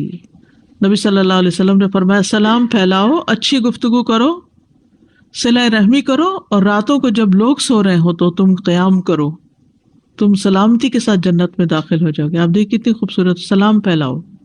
یاد رکھیے بچپن سے بچوں کو سلام کی عادت ڈال دینی چاہیے، اور یہ نہیں کہ انہیں کہا جائے سلام کرو، انہیں سلام کر دیں آپ خود. جب آپ خود بار بار سلام کریں گے تو ان کو عادت بن جائے گی، وہ بھی کرنا شروع کر دیں گے. اچھی گفتگو کرو، یعنی پازیٹیو تھنکنگ ہو تو پازیٹیو گفتگو ہوتی. اچھے موضوعات تلاش کرو گفتگو کے، جس میں نہ غیبت ہو، نہ بہتان ترازی ہو، نہ چغل خوری ہو، نہ کچھ اور اس طرح کا، بلکہ اچھی باتیں ہوں. اور رشتہ داروں کے ساتھ جوڑو، اور رات کو جب لوگ سو رہے ہو تو قیام کرو. سلامتی سے جنت میں داخل ہو جاؤ گے. ایسے لوگ جنت کے خوبصورت گھروں کے وارث ہیں جو گفتگو میں نرمی کرے. اچھی گفتگو سے مراد نرم گفتگو بھی ہے. کھانا کھلائے، اور رات کو جب لوگ سو رہے ہوں تو اللہ کے لیے قیام کرے. خواتین کے لیے بہت بڑا موقع ہے اجر کمانے کا، کھانا کھلا کر. ہم سمجھتے ہیں صرف گھر سے باہر کھانا کھلانا ہے، یا مہمانوں کو کھانا کھلانا، یا کسی کی دعوت کرنا ہی کھانا کھلانا ہے. گھر والوں کے لیے جو کچھ آپ پکاتے ہیں اور جو بناتے ہیں وہ بھی اس میں شامل ہوتا ہے. السلام علیکم سر. یہ بات ایک یہ موٹیویشنل بات جو مجھے لگی موٹیویشنل اپنے لیے، وہ یہ تھا کہ جب جیسے شروع میں تہجد کا وہ پڑھنا شروع کیا، یہ وہ تو جب یہ پڑھا نا ذکر کہ اللہ سبحانہ تعالیٰ آتے ہیں اور وہ کہتے ہیں کو مجھ سے مانگنے والا یہ وہ، تو ایک دن ایسے اٹھے دل نہیں چاہ رہا تھا. میں سوچتی کہ دنیا میں ہمیں کسی سے اگر ملنا ہو نا کسی ہائر پرسنالٹی سے، تو وی آر لائک ہمیں ہوتا ہے کہ پتہ کب ملاقات ہوگی اور ہم ہوتے ہیں. تو ایک دن میں اٹھی میں نے کہا اللہ سبحانہ تعالیٰ میرا ویٹ کر رہے ہیں. تو ایک نئی اپوزٹ فیلنگ نا، مطلب کہ کہاں کہ ہم دنیا میں کوئی نا کسی کوئی ویٹ کر رہا ہے تو کتنی اچھی فیلنگ ہوتی ہے. اور پھر ہم کہتے ہیں کہ ہماری دعا کیسے کب قبول ہوگی، تو جی قبولیت کا وقت ہے. تو مجھے یہ ہوا کہ اللہ سبحانہ تعالیٰ ہمارا ویٹ کر رہا ہے، تو وہ مجھے بہت اچھی فیلنگ ہوئی. السلام علیکم رحمۃ اللہ. استاذہ ایک مرتبہ میں شیخ یاسر قاضی کا ایک کوٹ پڑھ رہی تھی کہ اگر ہم تہجد کے وقت نہیں اٹھ سکتے اور ہمیں کسی چیز کی شدید طلب بھی ہے تو ہم اپنی طلب کو دیکھیں کیا واقعی وہ اتنی شدید ہے، سچی طلب ہے واقعی. آج ہی ایسا ہوا تھا کہ میری آنکھ نہیں کھلی تو یہ جو ہے کہ اس کی نیند اس کے رب کی جانب سے اس پر صدقہ ہو گئی. اور کبھی ایسا ہوتا ہے کہ مطلب روز ہی کوئی نہ کوئی پرابلم تو نکل رہا ہوتا ہے نا، تو میں رات کو کہتی ہوں کہ اوکے صبح اللہ سے کہوں گی. بالکل بالکل الحمدللہ. واقعی یہ بڑی اچھی ٹپ ہے کہ دن میں جو مسئلے مسائل ہو، کچھ ہو، کوئی اٹکی ہوئی چیز ہو، تو انسان سوچ رکھے کہ میں صبح بات کروں گی. پوری ہوتی ہے الحمدللہ، ہوتی ہیں، واقعی ہوتی ہیں. بالکل. اور پھر یہ کہ باقی تو اللہ کا فیصلہ نا، وہ اب دے، کبھی دے، جب دے، لیکن دعا کر کے ایک تسلی ہو جاتی ہے کہ ہم نے اپنا کام کر لیا، ہم نے مانگ لیا، اس کے سپرد کر دیا اپنے معاملات. السلام علیکم ورحمۃ اللہ وبرکاتہ. ایک تو میرا سوال ہے اور ایک میں نے شیئر کرنا ہے. جی. میں نے اپنے بیڈ کے سامنے جو ڈریسر ہے اس کے اوپر میں نے بڑا بڑا لکھ کے لگایا ہوتا ہے وَلَا مَكُمْ بِدُعَائِكَ رَبِّي شَقِيًّا، کہ کبھی بھی نا امیدی نہیں ہوتی. بالکل. اور دوسرا میرا سوال یہ تھا کہ جیسے ہم کبھی رات کو اٹھتے ہیں اور اپنے پڑھنے پڑھانے کے لیے، سبق یاد کرنے کے لیے، تو وہ بھی پھر قیام اللیل میں شمار ہو رات کو اٹھنے میں. سلف صالحین اور تہجد کی نماز، یعنی پہلے کے نیک لوگ جو تھے وہ کیسے کرتے تھے، کیا کرتے تھے. داؤد علیہ السلام کا قیام، رسول اللہ صلی اللہ علیہ وسلم نے فرمایا سب سے بہترین نماز داؤد علیہ السلام کی نماز ہے. وہ نصف رات سوتے تھے، تہائی رات جاگتے تھے، اور رات کا چھٹا حصہ سوتے تھے. یعنی پہلے کچھ دیر سو جاتے اور پھر درمیان میں جاگتے، پھر آخر میں پھر سو جاتے. تو اس طرح پھر ان کی تھکاوٹ بھی نہیں ہوتی. جو رات کے بالکل ارلی حصے کا سونا ہوتا ہے نا، وہ اگر انسان کو مل جائے تو وہ اتنا زبردست ہوتا ہے، گویا انسان ساری رات سو چکا، کئی گھنٹوں کی نیند کے برابر ہوتا ہے. اس میں تھکاوٹ جلد اترتی ہے بنسبت پچھلی رات سونے کے. صحابہ کا قیام، عائشہ رضی اللہ تعالیٰ عنہ سے روایت ہے، انہوں نے فرمایا نبی صلی اللہ علیہ وسلم نے ایک شخص کو مسجد میں قرآن پڑھتے سنا تو فرمایا اللہ اس پر رحم کرے، مجھے اس نے اس وقت فلاں فلاں آیت یاد دلا دی ہے جو میں فلاں فلاں سورت سے بھول گیا تھا. عباد اللہ بن عبداللہ نے حضرت عائشہ رضی اللہ تعالیٰ عنہ سے یہ اضافہ بیان کیا ہے کہ نبی صلی اللہ علیہ وسلم نے میرے گھر میں نماز تہجد پڑھی تو آپ نے عباد کی آواز سنی جو مسجد میں نماز پڑھ رہے تھے. آپ نے فرمایا عائشہ کیا یہ عباد کی آواز ہے؟ میں نے عرض کیا جی ہاں۔ آپ نے دعا فرمائی اے اللہ عباد پر رحم فرما۔ کیا خیر خواہی تھی نبی صلی اللہ علیہ وسلم کی کہ اپنے ساتھیوں کے بارے میں جب سنتے تھے تو وہیں ان کی غیر موجودگی میں بھی ان کے لیے دعا کرتے تھے۔ تو ابھی آپ نے کہا نا کہ جگہ جگہ روشنیاں، تو یہ صحابہ کے گھروں میں ایسے ہی ہوتا تھا۔ صحابیات کا قیام، نبی صلی اللہ علیہ وسلم نے فرمایا مجھ سے جبریل علیہ السلام نے کہا کہ حفصہ سے رجوع کر لو کیونکہ وہ بہت روزے رکھنے والی اور بہت قیام کرنے والی ہیں اور بے شک وہ جنت میں آپ کی بیوی ہیں۔ امام احمد بن حنبل، امام بخاری، حافظ عراقی، یہ سب قیام اللیل کرنے والے لوگ تھے، اور ان کے لیے ایسے ہی تھا جیسے کوئی بہت مانوس چیز ہے، یعنی بالکل روٹین کی بات تھی۔ تہجد کے فائدے، نمبر 1 خیر و بھلائی ملنا۔ جابر رضی اللہ عنہ سے روایت ہے، کہتے ہیں کہ رسول اللہ صلی اللہ علیہ وسلم نے فرمایا کوئی مرد اور عورت ایسی نہیں کہ رات کو سوئے مگر اس کے سر پہ گریں لگا دی جاتی ہیں، بس اگر اس نے جاگتے وقت اللہ کا ذکر کیا تو گرہ کھل جاتی ہے، اگر کھڑا ہوا اور وضو کیا اور نماز پڑھی تو سب گریں کھل جاتی ہیں، اور وہ خوش دل ہلکا پھلکا ہو کر بھلائی کو پہنچنے والا ہوتا ہے۔ یعنی جو لوگ صبح اٹھتے ہی پہلے ذکر کرتے ہیں اللہ کا، دعا کرتے ہیں، اگر تہجد کے وقت اٹھے ہیں تو کون سی آیات پڑھتے ہیں؟ آل عمران کی آخری آیات، ان فی خلق السماوات والارض، اور پھر وضو کرتے ہیں، نماز پڑھتے ہیں تو ان کی ساری گرہیں کھل جاتی، بالکل فریش ہو کر ریلیکس ہو کر دن کا آغاز کرتے ہیں، اور اگر نماز مس ہو جائے تو بوجھ تلے آ جاتے۔ اسی طرح نفس میں چستی آتی ہے، ورنہ سستی اور خباثت نفس کے اندر آتی ہے۔ لا علاج مرض سے شفا ملنا۔ امام ابن قیم کہتے ہیں قیام اللیل حفظان صحت کے اسباب میں سب سے زیادہ نفع مند ہے، یعنی صحت کی حفاظت کے لیے سب سے اچھی چیز ہے، اور بہت سے لا علاج امراض کو روکنے والے امور میں سے سب سے زیادہ روکنے والا ہے، اور جسم، روح اور دل کو بہت چاق و چوبند رکھنے والا ہے، یعنی لا علاج مرضوں کا علاج ہے قیام اللیل۔ دل کا علاج، یحییٰ ابن معاذ کہتے ہیں دل کا علاج 5 چیزوں میں ہے۔ نمبر 1 تدبر کے ساتھ قرآن پڑھنا۔ نمبر 2 پیٹ کو خالی رکھنا، یعنی بہت زیادہ نہ کھانا۔ نمبر 3 قیام اللیل۔ نمبر 4 سحری کے وقت اللہ کے سامنے عاجزی اور انکساری کرنا۔ نمبر 5 نیک لوگوں کی مجلس میں بیٹھنا۔ دل کو خوشی ملنا۔ عطا خراسانی کہتے ہیں جب آدمی رات کو تہجد کے لیے اٹھتا ہے تو خوشی کے ساتھ صبح کرتا ہے، اور اس قیام کی وجہ سے اپنے دل میں مسرت محسوس کرتا ہے، اور اگر اس پر نیند غالب آ جائے اور وہ اپنے ورد سے سویا رہ جائے تو غم کی حالت میں صبح کرتا ہے کہ آج میرے تہجد میں سو گئے، اور اس کا دل ٹوٹا ہوا ہوتا ہے، گویا کہ اس کا کچھ کھو گیا ہو، کیونکہ اس نے اپنے نفع مند کاموں میں سب سے زیادہ مفید کام کو کھو دیا، یعنی قیام اللیل کو۔ رزق ملنا۔ ابن قیم کہتے ہیں 4 چیزیں رزق کو کھینچ لاتی ہیں۔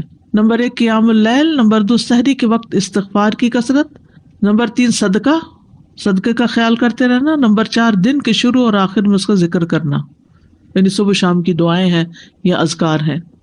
چہرے پر نور آنا۔ حسن بصری سے پوچھا کہ رات کو تہجد پڑھنے والے سب لوگوں سے زیادہ حسین چہرے والے کیوں ہوتے ہیں؟ انہوں نے کہا اس لیے کہ وہ تنہائی میں رحمان کے ساتھ گفتگو کرتے ہیں اور اللہ انہیں اپنا نور پہنا دیتا ہے۔ لوگوں کی محبت ملنا۔ سعید بن مسیب کہتے ہیں کہ ایک آدمی رات کو نماز پڑھتا ہے تو اللہ اس کے چہرے میں نور بنا دیتا ہے، اس نور کی وجہ سے ہر مسلمان اس سے محبت کرتا ہے۔ جب اس کو ایسا شخص دیکھتا ہے جس نے اسے پہلے نہیں دیکھا ہوتا تو وہ کہتا ہے بے شک مجھے اس آدمی سے محبت ہے، یعنی دیکھتے ہی اس کے دل میں اس کی محبت آتی ہے۔ کوئی ایک فائدہ بتائیے مجھے، کیا فائدہ تہجد پڑھنے کا؟ خوشی ملنا، دل کا علاج، لا علاج مرضوں سے حفاظت، رزق ملنا، یس، نفس میں چستی آنا، لوگوں کی محبت ملنا۔ مجھے ایسے لگتا ہے میں جب سے قرآن کے ساتھ جڑی ہوں مجھے بہت سارے لوگوں کی محبت جو ہے ملی ہے، میں جن کو فرسٹ ٹائم بھی ملتی ہوں وہ بھی اتنے پیار سے ملتے ہیں، دوبارہ پوچھتے ہیں حال احوال، اور اسی طرح میری جاب پہ بھی لوگوں سے جھگڑا رہتا تھا، اور اس کے بعد میں اس طریقے سے سوچتی تھی کہ نہیں اب میں قرآن پڑھتی ہوں اور رات کو قیام کرتی ہوں، اس وجہ سے یہ میرے ساتھ اچھا آسانیاں ہو گئی الحمدللہ۔ اصل میں ان 2 چیزوں سے اپنے مزاج میں بھی بڑا فرق آتا ہے، یعنی ہم بھی بدلتے، جس سے بھی لوگوں کا رویہ بھی بدل جاتا ہے، چڑچڑا پن دور ہوتا ہے، برداشت پیدا ہوتی ہے، تو جس میں برداشت پیدا ہو جائے تو پھر بہت سے اس کے دوست بن جاتے ہیں۔ سادہ جب سے قرآن کے اسٹوڈنٹ بنے نا تو یہ پتہ چلا کہ یہ بہترین وقت ہوتا ہے اپنے سبق کو یاد کرنے کا اور اس پہ غور و فکر کرنے کا. بالکل. جب سے یہ شروع کیا ہے یہاں بھی آنا اور یہ تہجد پڑھنا، احساس ہوتا ہے کہ صرف اور صرف یہی وقت ہے جو میں نے صرف اپنے لیے استعمال کیا اور فائدہ مند ہے. واقعی بالکل صحیح کہا کہ یہ میرا وقت ہے میرے رب کے ساتھ، مائی اون ٹائم. ابھی جو فائدہ آپ نے تہجد کا بتایا اس میں یہ انرجی آتی ہے، چستی آتی ہے، کیسے کیسے انرجی ڈرنکس آ رہے ہیں اور کس کس طرح لوگ ہر ایک دفعہ بس ڈاکٹر سے یہی کہہ رہے ہیں کہ بس I have lack of energy نہیں ہے. اب دیکھیے کہ پچھلی پہر رات کو اٹھ کے صاف ستھرا ہو کے نبی صلی اللہ علیہ وسلم کا طریقہ کیا تھا کہ آنکھ کھلتے مسواک کرتے تھے، مسواک کیا، صاف ستھرے ہوئے، پاک ہوئے، اور پھر آپ طویل قیام کرتے. اب کیا کہتے ہیں کھڑے ہو کے آفس میں کام کریں، اسٹینڈنگ آفیسز بن رہے ہیں، یعنی قیام کی حالت میں کمپیوٹر استعمال کریں. تو یہ قیام اگر کسی نے صبح صبح ہی کر لیا ہو، اور پھر نبی صلی اللہ علیہ وسلم کے قیام جتنا ہی ان کا رکوع بھی ہوتا تھا، اتنی دیر آپ جھکے ہوئے ہیں، اتنی دیر آپ کا سر سجدے میں پڑا ہوا، صحت ہی صحت ہے، ایکسرسائز ہی ایکسرسائز ہے. فجر سے تھوڑی دیر پہلے اٹھ کے قیام کرنا، میں نے کسی لیکچر میں یہ سنا تھا کہ مطلب ٹھیک ہے آپ یہ تو کرتے ہیں لیکن یہ بیسیکلی وہ قیام اللیل نہیں ہے، یہ کچھ اور ہی چیز ہے. نہیں ایسا کچھ نہیں. دیکھیے یہ اور کیا ہے، مطلب ان کا کہنے کا مطلب یہ تھا کہ ہم جیسے یہ سست لوگوں کے لیے ہے کہ اچھا چلو فجر سے ذرا سا پہلے اٹھ کے کر لیا، ورنہ بیسیکلی رات کی ڈیپ میں اٹھیں اور اس وقت کریں.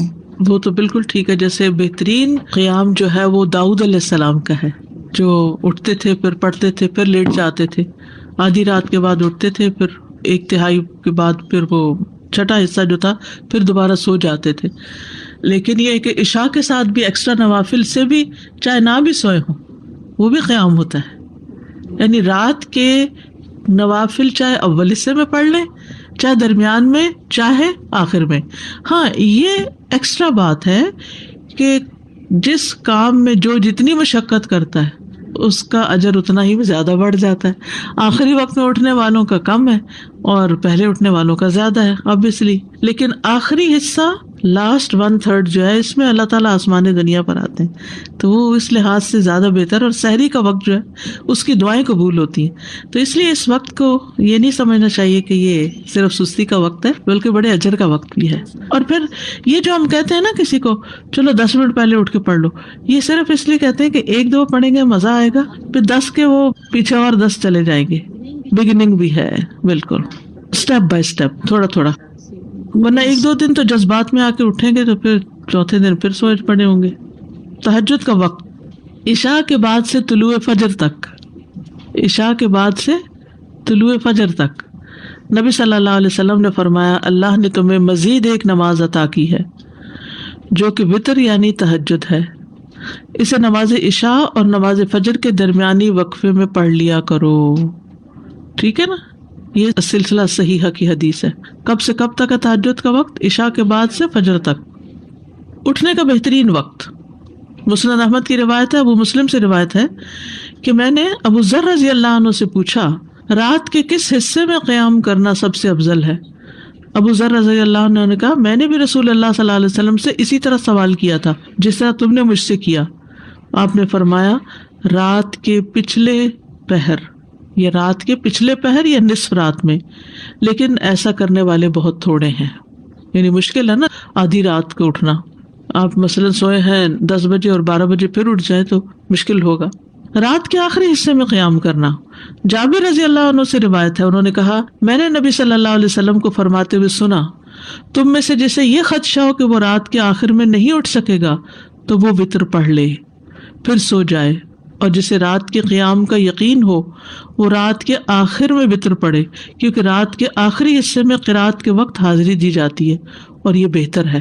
ٹھیک ہے، تو رات کا آخری حصہ بھی اچھا ہے. آخری پہر دعاؤں کی قبولیت کا وقت بھی ہے. عمر ابن عبسہ سے مرفوعاً روایت ہے کہ رات کی نماز 2 رکعت ہے اور رات کے آخری حصے میں دعا سب سے زیادہ قبول ہوتی ہے. رات کے آخری حصے میں دعا سب سے زیادہ قبول ہوتی ہے. نبی صلی اللہ علیہ وسلم کے اٹھنے کا وقت. مسروق سے روایت انہوں نے کہا میں نے عائشہ رضی اللہ عنہا سے پوچھا کہ نبی صلی اللہ علیہ وسلم کو سب سے زیادہ کون سا عمل پسند تھا؟ انہوں نے فرمایا وہ عمل جو ہمیشہ ہوتا رہے. میں نے کہا آپ رات کو کب اٹھتے تھے؟ انہوں نے فرمایا جب مرغ کی آواز سنتے تو اٹھ جاتے. اب دیکھیے اس وقت گھڑیاں نہیں تھی، لیکن اللہ نے نیچرلی یعنی کہ ایک وقت تہجد کا جو تھا اس میں مرغ اذان دیتا ہے تو وہ بھی ایک الارم کی طرح ہے. آپ کو پتہ ہے کراچی کا تو کچھ نہ کچھ ہے، اس لیے کہ فرسٹ ٹائم کراچی میں میرے ساتھ یہ ایکسپیرینس ہوا کہ رات کے وقت کبے بول رہے ہیں، رات کے وقت کبے بول رہے تھے. یہ فرسٹ ٹائم میں نے دیکھا تو میں نے کہا یہ کیا ہوا ہے، یعنی میں پریشان ہو گئی جب شروع میں گئی وہاں، یہ کیا ہو رہا ہے. پھر مجھے سمجھ میں آیا کہ یہاں کراچی میں تو ساری رات ٹریفک چل رہی ہوتی ہے اور لوگ جاگ رہے ہوتے ہیں، کہ کراچی میں لوگ رات کو زیادہ جاگتے ہیں، تو وہ پھر کبھی بھی جاگنے لگ گئے. کھانا ملتا ہے، بالکل کھانا بھی ملتا ہے. اب دیکھیں ریسٹورینٹس کے باہر وہ پرندے اڑ کے رات کے وقت آ کے بیٹھ کے جاتے ہیں، کیونکہ دن کو وہ سب بند پڑا ہوتا ہے بیچارے، ان کا رزق بھی رات کو کھلتا ہے. ان کا یعنی کہ وہ سارا سسٹم ڈسٹرب ہو چکا ہے، جیسے انسان ڈسٹرب ہو گئے تو پرندے بھی ڈسٹرب ہو گئے. حضرت عائشہ سے روایت فرماتی ہیں آپ صلی اللہ علیہ وسلم شروع رات میں سوتے اور آخر رات میں بیدار ہو کر تہجد کی نماز پڑھتے. نبی صلی اللہ علیہ وسلم کا نصف رات کو اٹھنا، آدھی رات کو، یہ وہ حضرت ابن عباس والی روایت ہے جس میں ابن عباس آپ صلی اللہ علیہ وسلم کے گھر میں آ کر رکے تھے اور پھر جب آدھی رات گزر گئی تو آپ بیدار ہو کر تہجد پڑھنے لگے. نبی صلی اللہ علیہ وسلم کا سحری سے قبل نماز سے فارغ ہونا. حضرت عائشہ کہتی ہیں کہ جب سحری کا وقت ہوتا تو میں نبی صلی اللہ علیہ وسلم کو اپنے پاس سویا ہوا ہی پاتی، یعنی آپ تہجد پڑھ کے دوبارہ سو جاتے تھے. حضرت عائشہ سے روایتیں بیان کرتی ہیں کہ بلا شبہ اللہ عز و جل رسول اللہ صلی اللہ علیہ وسلم کو رات میں جگا دیتے، چنانچہ صبح نہ ہو پاتی کہ آپ اپنے معمول کی عبادت سے فارغ ہو چکے ہوتے تھے. یہاں تک کوئی بات کرنا چاہیں؟ السلام علیکم استاذہ. کل میں نے کسی کے یہاں سنا تھا کہ وہ فیض سید کا لیکچر تھا، تو کہہ رہے تھے کہ میں جب کہیں سفر سے واپس آ رہے تھے تو دیکھا تو پہلے میں ہندوؤں کے محلے سے گزرا تو رات کو سارے بتیاں بند تھی، سب کچھ وہ خاموشی تھی، کیونکہ انڈیا میں الگ الگ محلے ہوتے ہیں. تو پھر جب مسلمانوں کے ایریا سے گزرا تو بولے وہاں سب اتنی چہل پہل تھی اور اتنا ہنگامہ تھا، کھانے وہ ہو رہے ہیں. تو بولے میں نے جا کے دکان والوں سے کہا کہ آپ لوگ یہ کیا کر رہے ہیں، جا کے سو جائیں، اور دوسرے دن دیکھیں 2 دن لوگ نہیں آئیں گے اور بعد میں آ جائیں گے. تو کہنے لگے کہ نہیں یہی تو کمائی کا وقت ہوتا ہے، ہمارے لوگ تو اسی وقت تو آتے ہیں. تو بولے یہ فرق ہو گیا ہے ہمارے میں، اور جبکہ ہم کو رات کو سونے کا حکم ہے. جب ہم یہاں پر کسی کو تہجد کی بات بتاتے ہیں یا مردوں میں خاص طور پہ بات ہوتی ہے تو کہتے ہیں کیا آپ چاہتے ہو ہم سارا کام چھوڑ کے بس نمازیں ہی پڑھتے رہیں؟ اگر ہم رات کو اٹھیں گے، پھر صبح اٹھیں گے، پھر اشراق پڑھیں گے، پھر واپس ظہر کی ٹائم آ جائے گی، تو پھر عصر، پھر مغرب، آپ کہا کریں گے یہی تو آپ کے ریلیکس ہونے کا ٹائم ہے. اگر یہ کرتے رہیں گے تو ساری ٹینشن دور ہو جائیں گی. آپ دیکھیں نا نماز کیا ہے، دراصل کام میں بریک دیتی ہے آپ کو. ٹھیک ہے، وہ باقی 5 تو کہتے ہیں ٹھیک ہے، بولتے ہیں رات میں بھی ہم اٹھیں تو پھر تو ہم ریٹائرمنٹ لے کے گھر ہی بیٹھ جائیں. دیکھیے ایسے لوگ بھی موجود ہیں کہ جو کام بھی کرتے ہیں اور اللہ ان کو توفیق دیتا ہے تو یہ کچھ بھی کر لیتے ہیں، تھوڑا وقت نکال لیتے ہیں. اللہ سبحانہ تعالیٰ کی توفیق سے ہی سارے نیکی کے کام ہوتے ہیں. اللہ ہم سب کو توفیق دے. اصل میں اس میں طبیعتیں مختلف ہیں نا. کچھ لوگوں کی نیند پوری نہ ہو تو انہیں بلڈ پریشر ہائی ہو جاتا ہے. کچھ لوگ ایسے ہیں کہ جن کو دن میں تھکا دینے والا کام ہوتا ہے تو ان کو رات کی نیند چاہیے ہی چاہیے ہوتی ہے جسم کی مرمت کے لیے. تو اس میں پھر ان کا اجر کسی اور چیز میں لکھا ہوتا ہے. ہو سکتا ہے وہ صدقہ خیرات بہت کرتے ہوں، ہو سکتا ہے وہ دوسروں کے کام بہت آتے ہوں. تو اللہ نے مختلف لوگوں کے حصے میں مختلف نیکیاں لکھی ہیں. اس وقت کیسے جب آپ صلی اللہ علیہ وسلم کے زمانے میں اتنا جب رات جاگتے تھے اور پھر دن کو جہاد اور سب کرتے تھے، بس قیلولہ کرتے تھے. وہاں جو تھی بڑی اہم بات وہ قیلولہ تھی، کیونکہ قیلولہ کرنے سے آپ دیکھیں گے کہ آپ کو ایک دوسرا دن مل جاتا ہے، اور جیسے حدیث میں بھی آتا ہے کہ رات کی عبادت کے لیے قیلولہ سے مدد لو. ساتھ میں یہ سوچ رہی تھی کہ جیسے اللہ سبحانہ تعالیٰ نے قرآن میں آپ صلی اللہ علیہ وسلم کو یہ بتایا کہ فسجد لہ وسبح لیلا طویلا، تو میں سوچتی کہ یہ والی جو راتیں ہیں لیلا طویلا، وہ لوگ جو پورا سال بہت مصروف رہتے ہیں ارلی مارننگ جاب، تو میں کہتی ہوں ان راتوں میں جو ہے نا لمبی والی راتیں، مجھے لگتا ہے ہر کوئی تہجد کی پریکٹس کر سکتا ہے. تہجد کے لیے بیدار ہونے کی سنتیں: آنکھ کھلنے پر دعا پڑھنا. نبی صلی اللہ علیہ وسلم نے فرمایا جو شخص رات کو بیدار ہو کر یہ دعا پڑھے لا الہ الا اللہ وحدہ لا شریک لہ لہ الملک ولہ الحمد وہو علی کل شیء قدیر الحمد للہ وسبحان اللہ ولا الہ الا اللہ واللہ اکبر ولا حول ولا قوة الا باللہ ثم قال اللہم اغفر لی أو دعا استجيب له فإن تودع وصلى قبلت صلاته. نبی صلی اللہ علیہ وسلم نے فرمایا جو شخص رات کو بیدار ہو کر یہ دعا پڑھے لا الہ الا اللہ آخر تک اور پھر کہے اللہم اغفر لی، اے اللہ میری مغفرت فرما، یا کوئی اور دعا کرے جو اس کی دعا ہے تو اس کی دعا قبول ہوتی ہے. پھر اگر اس نے وضو کیا اور نماز پڑھی تو نماز بھی قبول ہوتی ہے. ٹھیک ہے. آل عمران کی آخری 10 آیات پڑھنا. ابن عباس نے ابو المتوکل کو بتایا کہ انہوں نے ایک رات نبی صلی اللہ علیہ وسلم کے ہاں گزاری تو اللہ کے نبی رات کے آخری حصے میں اٹھے، باہر نکلے اور آسمان پر نظر ڈالی، پھر سورۃ آل عمران کی آیت پڑھی ان فی خلق السماوات والارض. 3 بار وقفے سے اٹھنا. ابن عباس کہتے ہیں وہ ایک رات رسول اللہ صلی اللہ علیہ وسلم کے ہاں سوئے تو رات کو آپ جاگے، مسواک کی اور وضو فرمایا. آپ اس وقت یہ آیات پڑھ رہے تھے ان فی خلق السماوات والارض. یہ آیات تلاوت فرمائی حتیٰ کہ سورت ختم کی. پھر آپ کھڑے ہوئے اور 2 رکعتیں پڑھی، ان میں بہت طویل قیام، رکوع اور سجدے کیے، پھر واپس پلٹے اور سو گئے یہاں تک کہ آپ کی سانس کی آواز سنائی دینے لگی. اس طرح 3 دفعہ کیا.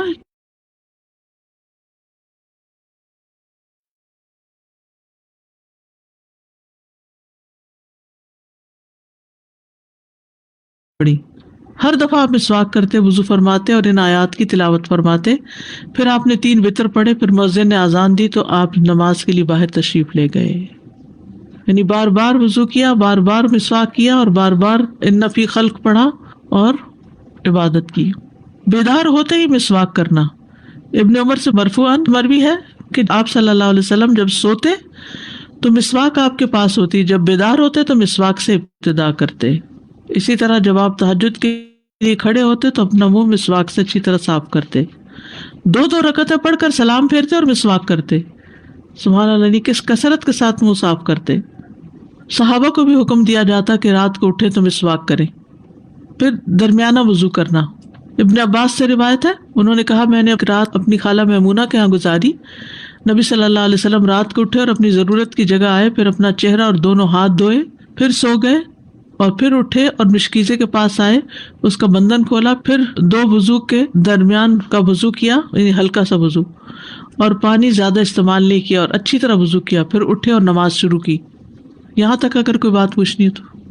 مجھے ذہن میں یہ بات آ رہی تھی کہ یہ جو وقفے سے اٹھنا ہے تو یہ تجربہ ہے کہ ایک نیند کا ایک سائیکل ہوتا ہے، ہر 1.5 گھنٹے کے بعد آنکھ کھل جاتی ہے. جی بالکل صحیح کہا آپ نے. تو یہ سبحان اللہ، یہ اللہ نے خود ہی نظام رکھا ہے، اگر اس سے فائدہ اٹھا لیں تو. بالکل انسان کو سائڈ بدلنے کی ضرورت پیش آتی ہے اور اس وقت ایک دفعہ تو پوری آنکھ کھلی جاتی ہے. صبح دیر سے آنکھ کھلے تو فجر کی نماز پڑھے تو کیا وہ ہے گی ہماری قضا؟ کتنے بجے آنکھ کھلے مثلا؟ جیسے 8 بجے 9 بجے تو جب پھر تو قضا ہی ہوگی. چارج کا وقت آ جائے گا تو قضا ہوگی. جی قضا ہوگی. اور عشاء کی بھی قضا ہوتی ہے؟ نہیں، وہ تو ظہر سے پہلے پڑھ سکتے ہیں، تو وہ لیٹ پڑھ سکتے ہیں. پھر اچھا عشاء چارج دونوں. میرے تہجد میں تو میری تو پوتی اٹھ جاتی ہے، وہ مجھے تہجد پڑھاتی ہے. پھر چلیں الحمدللہ. کم سے کم اور زیادہ سے زیادہ تعداد کتنی رکعتیں پڑھنی چاہیے؟ ٹھیک ہے، یہ بھی بڑا اہم سوال ہے. اکثر لوگ پوچھتے ہیں تہجد کتنی رکعتیں، تو یہ ظہر اثر وغیرہ کی طرح مقرر رکعتیں نہیں ہیں، اس میں وسعت ہے. ٹھیک ہے، کم سے کم اور زیادہ سے زیادہ تعداد. ابن عثیمین کہتے ہیں نبی صلی اللہ علیہ وسلم سے رات کی نماز کے متعلق سوال کیا گیا تو آپ نے فرمایا رات کی نماز 2 رکعت ہے، مثنا مثنا، اور آپ نے اس کو کسی تعداد کے ساتھ متعین نہیں کیا. آپ نے یہ نہیں فرمایا 4 ہے، 6 ہے، 8 ہے، 10 ہے، نہیں، کیا فرمایا 2 ہے. تو جب نبی صلی اللہ علیہ وسلم نے اس کے لیے کسی گنتی کو متعین کیے بغیر کیفیت کو واضح کر دیا تو اس سے معلوم ہوا کہ نماز کا معاملہ اس بارے میں وسعت رکھتا ہے، یعنی اس میں کافی گنجائش ہے. انسان 100 رکعتیں بھی پڑھ سکتا ہے اور 1 رکعت کے ساتھ اس کو وتر بنا سکتا ہے. تو اصل بات یہ ہے کہ انسان جتنی طاقت پاتا ہے اتنی رکعتیں ادا کر لے. ٹھیک ہے. ابن باز رات کی نماز کی تعداد کے متعلق کہتے ہیں کہ یہ بات ہر انسان کی طاقت کی طرف لوٹتی ہے، اور نبی صلی اللہ علیہ وسلم 11 رکعت ادا کرتے اور 2 رکعت پر سلام پھیرتے. آپ علیہ الصلوۃ والسلام اپنی قرات، اپنے رکوع اور اپنے سجدوں کو لمبا کرتے تھے اور قیام اللیل کو 2 ہلکی پھلکی رکعتوں کے ساتھ شروع کرتے تھے. سب سے بہتر یہی ہے، اور اگر وہ 3 5 یا اس سے بھی زیادہ پڑھتا تو کوئی حرج نہیں، ہر ایک اپنی طاقت کے مطابق ادا کرے گا، اس میں کوئی حد نہیں. لیکن سب سے افضل صورت 11 رکعت نماز پڑھنا ہے، 8 تہجد اور 3 وتر. نبی صلی اللہ علیہ وسلم کا رمضان اور غیر رمضان میں 11 رکعت سے زیادہ نہ پڑھنا. ابو سلمہ بن عبد الرحمن سے روایت ہے، انہوں نے عائشہ رضی اللہ تعالیٰ عنہا سے پوچھا، اور یہ صحیح مسلم کی روایت ہے، کہ رمضان میں رسول اللہ صلی اللہ علیہ وسلم کی نماز کیسے ہوتی تھی؟ انہوں نے جواب دیا، رسول اللہ صلی اللہ علیہ وسلم رمضان اور اس کے علاوہ دوسرے مہینوں میں فجر سے پہلے 11 رکعتوں سے زیادہ نہیں پڑھتے تھے. شیخ البانی کہتے کہ صحیح نص کے ذریعے رسول اللہ صلی اللہ علیہ وسلم کے فعل سے قیام اللیل کی رکعات کی تعداد 11 ثابت ہے، اور جب ہم اس میں غور کرتے ہیں تو ہمارے لیے انتہائی واضح طور پہ ظاہر ہو جاتا ہے کہ آپ اپنی پوری زندگی اس گنتی پر قائم رہے، خواہ رمضان ہو یا اس کے علاوہ آپ اس سے زیادہ نہیں پڑھتے تھے. جہاں 13 کی بات آتی ہے نا تو وہ 2 سنت فجر کی بھی شامل کر لیتے ہیں. حضرت عائشہ سے روایت ہے، نبی صلی اللہ علیہ وسلم رات کو 11 رکعتیں پڑھتے، 8 رکعتیں تہجد اور 3 وتر. کبھی 9 رکعتیں بھی پڑھی ہیں آپ نے، ٹھیک ہے، کبھی 7 رکعتیں بھی ادا کی ہیں آپ نے، اور 7 سے کم نہیں پڑھی، یعنی 6 پڑھ کے 1 وتر کیا ہے، 7 سے کم نہیں پڑھی اور 13 سے زیادہ نہیں پڑھی. رکعات کی ادائیگی کا طریقہ کیا ہے؟ 2 کر کے پڑھنا. حضرت عبداللہ بن عمر سے روایت، انہوں نے کہا ایک آدمی نے پوچھا کہ اللہ کے رسول رات کی نماز کیسے ادا کی جائے؟ آپ نے فرمایا رات کی نماز 2 رکعتیں ہیں، جب صبح ہونے کا اندیشہ ہو تو 1 وتر پڑھ لو. جب آپ تہجد پڑھتے تو ہر 2 رکعتوں کے بعد سلام پھیرتے اور 2 ہلکی رکعتوں سے آغاز کرتے.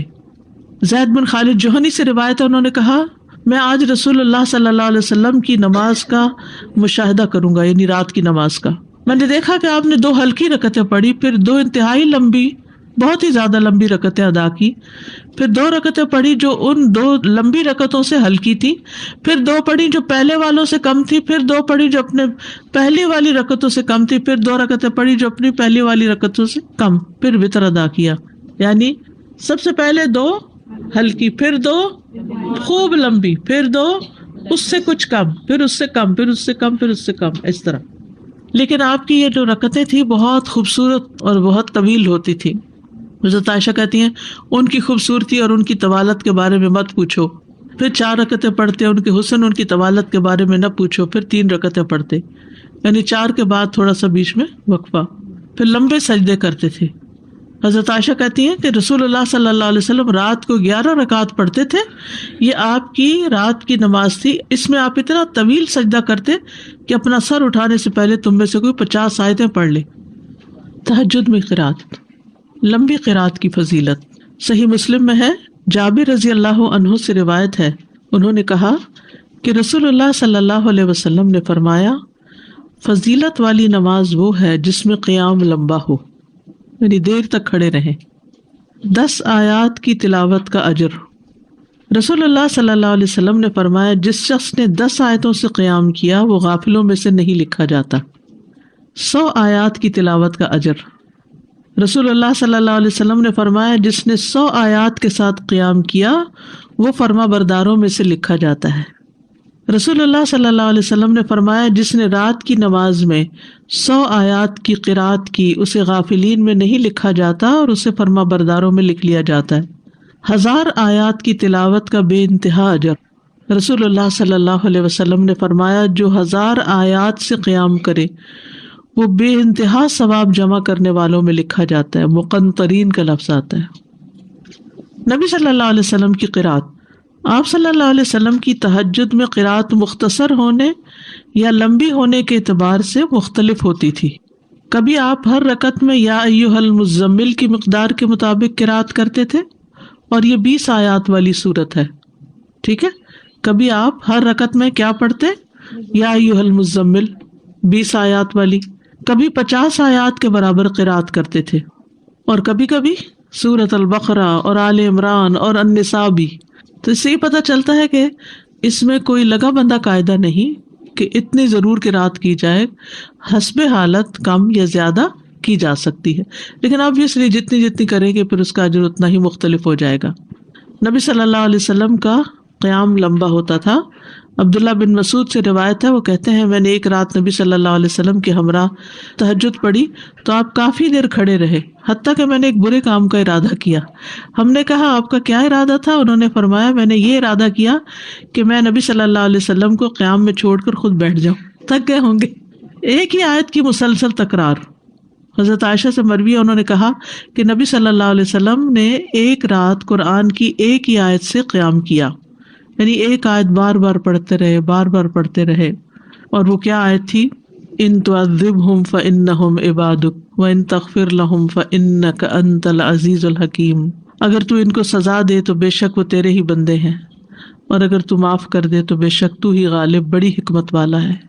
یعنی یہ تو تجھ پر، یعنی کہ ایک طرح سے رحم ہی کی درخواست کر رہے ہیں کہ تیرے بندے ہیں، تو رحم فرما دے ان پر۔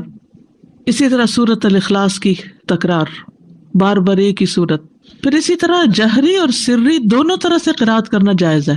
آپ چاہیں تو تہجد میں بلند آواز سے تلاوت کریں، چاہیں تو دل میں پڑھیں۔ غزیف بن الحارث سے روایت ہے کہ میں نے عائشہ رضی اللہ تعالی عنہا سے کہا کیا آپ نے دیکھا کہ رسول اللہ صلی اللہ علیہ وسلم قرآن اونچی آواز سے پڑھتے تھے یا خاموشی سے؟ فرمایا کبھی اونچی آواز سے پڑھتے، کبھی دھیمی آواز سے۔ میں نے کہا اللہ اکبر، تمام تعریف اللہ کے لیے جس نے اس معاملے میں وسعت رکھی۔ اب یہ اختلاف نہیں، کیا ہے؟ وسعت ہے۔ ابو ہریرہ سے روایت ہے، وہ بیان کرتے ہیں کہ نبی صلی اللہ علیہ وسلم رات کو کبھی بلند آواز سے اور کبھی دھیمی آواز سے قرات کرتے۔ ابن عباس کہتے ہیں کہ نبی صلی اللہ علیہ وسلم کی قرات اس قدر بلند ہوتی کہ صحن میں بیٹھا آدمی سن سکتا تھا جب آپ گھر میں یعنی کمرے میں ہوتے تھے۔ حضرت عائشہ سے مروی ہے کہ ایک شخص رات کو اٹھا اور قرات کرنے لگا، اس نے اپنی آواز بلند رکھی۔ جب صبح ہوئی تو رسول اللہ صلی اللہ علیہ وسلم نے فرمایا اللہ فلاں پہ رحم فرمائے، اس نے رات مجھے کتنی ہی آیتیں یاد دلا دی جو میں بھول چکا تھا۔ تو بعض اوقات اونچی قرات سے دوسرے لوگوں کو فائدہ ہو جاتا ہے جو آس پاس ہوتے ہیں۔ درمیانی آواز میں قرات۔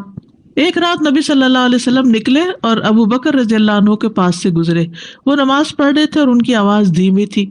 راوی کہتے ہیں اور آپ عمر بن خطاب کے پاس سے گزرے، وہ بھی نماز پڑھ رہے تھے، ان کی آواز بہت بلند تھی۔ کہتے ہیں جب وہ دونوں نبی صلی اللہ علیہ وسلم کے پاس اکٹھے ہوئے تو آپ نے فرمایا اے ابو بکر، میں تمہارے پاس سے گزرا، تم نماز پڑھ رہے تھے اور تمہاری آواز دھیمی تھی۔ انہوں نے کہا اللہ کے رسول، میں نے جس سے مناجات کی اسے سنایا، یعنی جس سے میں بات کر رہا ہوں اس کو تو دھیمی آواز بھی سن جاتی۔ کہتے ہیں پھر آپ نے عمر سے کہا میں تمہارے پاس سے گزرا اور تم بلند آواز سے نماز پڑھ رہے تھے۔ انہوں نے کہا اللہ کے رسول، میں سوتے کو جگا رہا تھا اور شیطان کو بگا رہا تھا۔ بس نبی صلی اللہ علیہ وسلم نے فرمایا اے ابو بکر، اپنی آواز کچھ بلند کیا کرو، اور اے عمر تم اپنی آواز کچھ دھیمی رکھا کرو، درمیانی چیز۔ لیکن یاد رکھیے کہ دوسرے کو اذیت نہیں دینی چاہیے۔ اگر کوئی سو رہا ہے اور وہ چاہتا ہے کہ ہم اونچا نہ پڑھیں تو پھر اونچا نہ پڑھیں، یا کوئی اور بھی تہجد پڑھ رہا ہے، یعنی ایک ہی کمرے میں ہسبینڈ وائف دونوں پڑھ رہے ہیں اور دونوں ہی اپنی اپنی اونچی کر رہے ہیں تو کسی کی کوئی بات سنائی نہیں دے گی۔ ابو سعید کہتے ہیں کہ رسول اللہ صلی اللہ علیہ وسلم نے مسجد میں اعتکاف فرمایا، آپ نے لوگوں کو سنا کہ اونچی آواز سے قرات کر رہے تھے۔ آپ نے پردہ ہٹایا اور فرمایا خبردار، بے شک تم سب کے سب اپنے رب سے مناجات کر رہے ہو، مگر تم میں سے کوئی دوسرے کو ہرگز ایذا نہ دے، کوئی کسی کو تکلیف نہ پہنچائے، اور قرات میں اپنی آواز دوسرے پر بلند نہ کرے۔ یا فرمایا نماز میں، یعنی دو لوگ پڑھ رہے ہیں تو کوئی ایک دوسرے سے اونچا کرنے کی کوشش نہ کرے، اپنی اپنی نماز پڑھی جائے۔ ٹھیک ہے، اس میں وسعت ہے، اونچی آواز سے پڑھ سکتے ہیں اور نیچے سے، لیکن پسندیدہ کیا ہے؟ درمیانی آواز سے پڑھنا۔ لیکن اگر کوئی اور ساتھ پڑھ رہا ہو، مثلا آپ نے دیکھا ہوگا کہ بعض اوقات آپ پڑھتے ہوئے بھول جاتے ہیں اگر بیچ میں کوئی اور کسی بھی چیز کی آواز آ رہی، تو اس صورت میں اگر دوسرے ہوں تو ان کی رعایت کرنی چاہیے۔ اس وسعت کا فائدہ یہ ہے نا، جیسے سجدے کی دعائیں یا رکوع کی یا اور اسی طرح کی، تو کبھی ایک پڑھ لے کبھی دوسری پڑھ لے، تو اس سے نماز کے اندر ایک خوبصورتی رہتی ہے، ایک توجہ رہتی ہے۔ السلام علیکم۔ تہجد کی نماز میں ہم قرآن کھول کے پڑھ سکتے کیونکہ زبانی تو اتنا یاد نہیں ہوتا؟ جی پڑھ سکتے۔ تہجد کی دعائیں، ابن عباس کہتے ہیں کہ رسول اللہ صلی اللہ علیہ وسلم جب رات کی آخری تہائی میں نماز کے لیے اٹھتے تو فرماتے، یہ دعا آپ نے یاد کی ہے نا، اس کو پڑھیے۔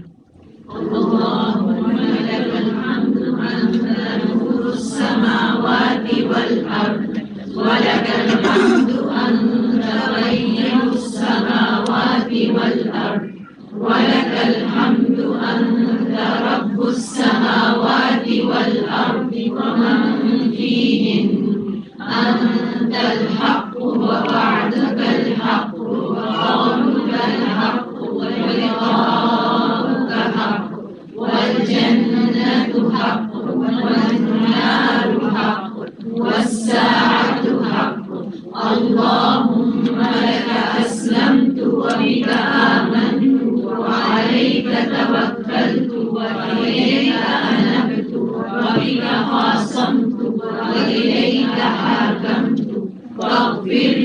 ما قدمت وما أخرت وما أسررت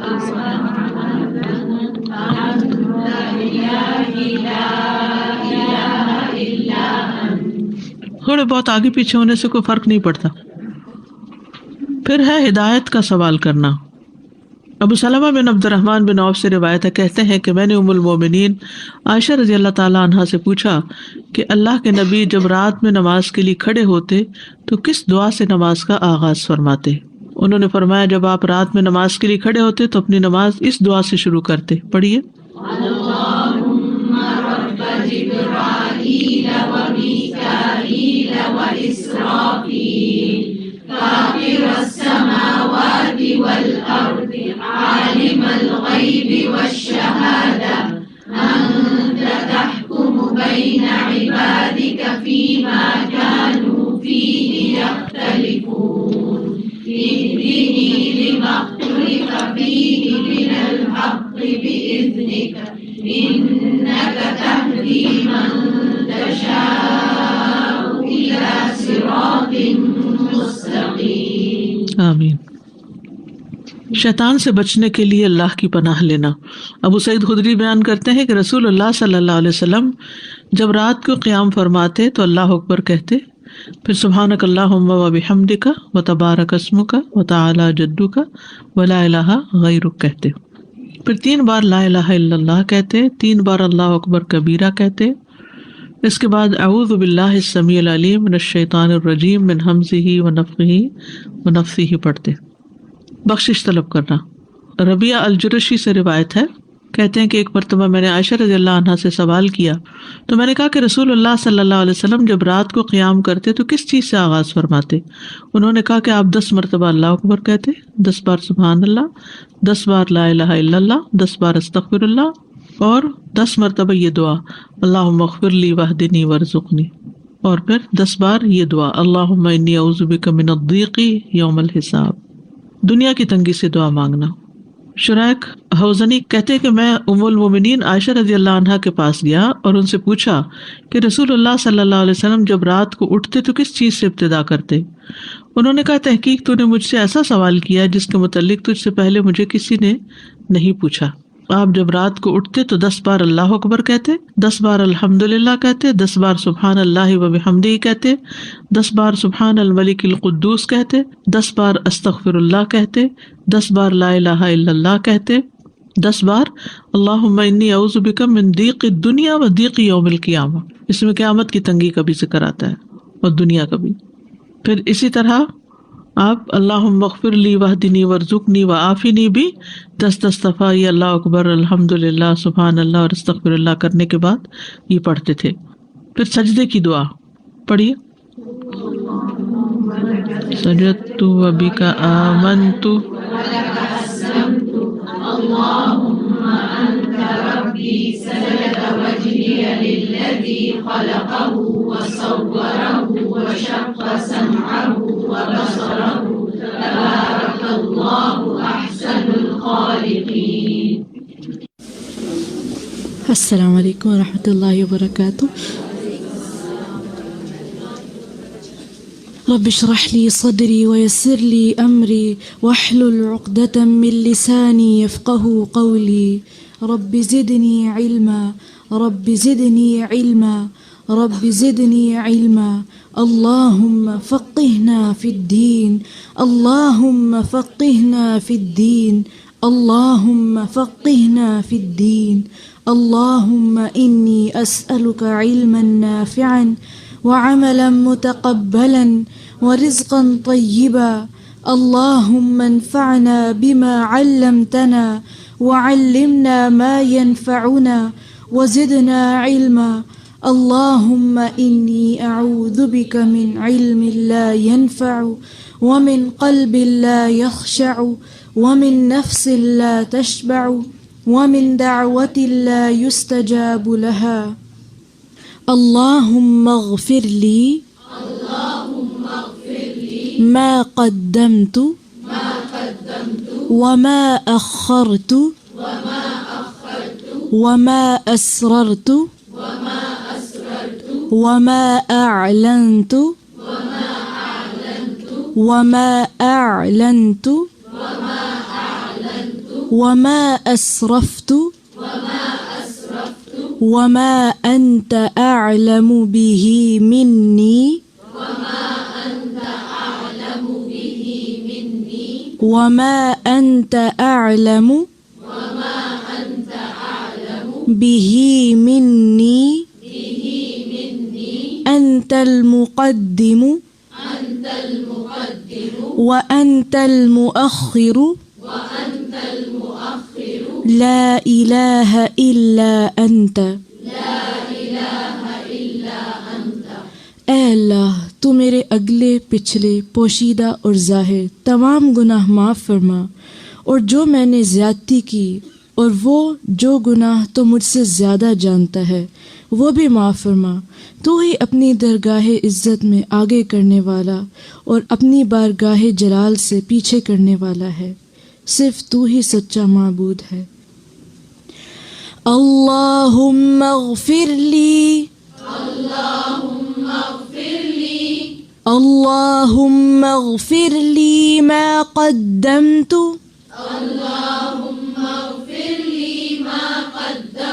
وما أخرت اللهم اغفر لي ما قدمت وما أخرت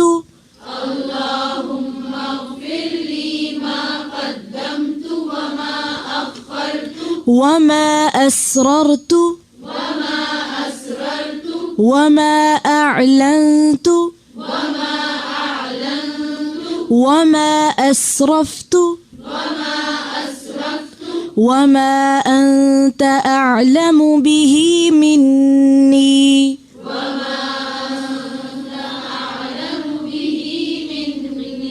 وما أنت أعلم به مني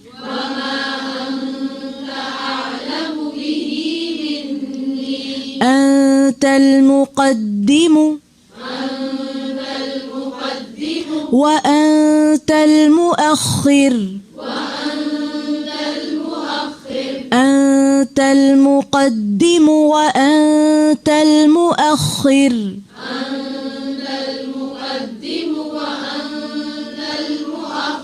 لا إله إلا أنت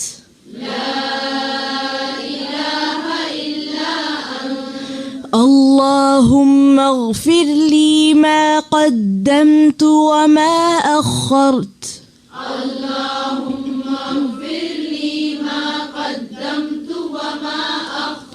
وما أسررت وما أعلنت وما أسرفت وما أنت أعلم به مني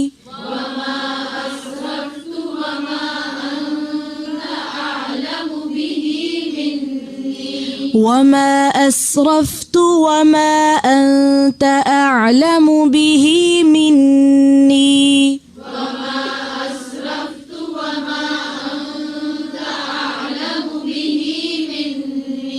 أنت المقدم وأنت المؤخر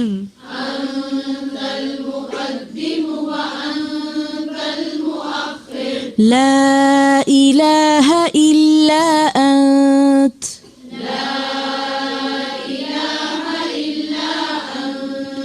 پھر سے پڑھیں اللهم اغفر لي ما قدمت وما أخرت وما أسررت وما أعلنت وما أسرفت وما أنت أعلم به مني أنت المقدم وأنت المؤخر لا إله إلا أنت سبحانك اللهم بحمدك نشهد أن لا إله إلا أنت نستغفرك ونتوب إليك السلام عليكم ورحمة الله وبركاته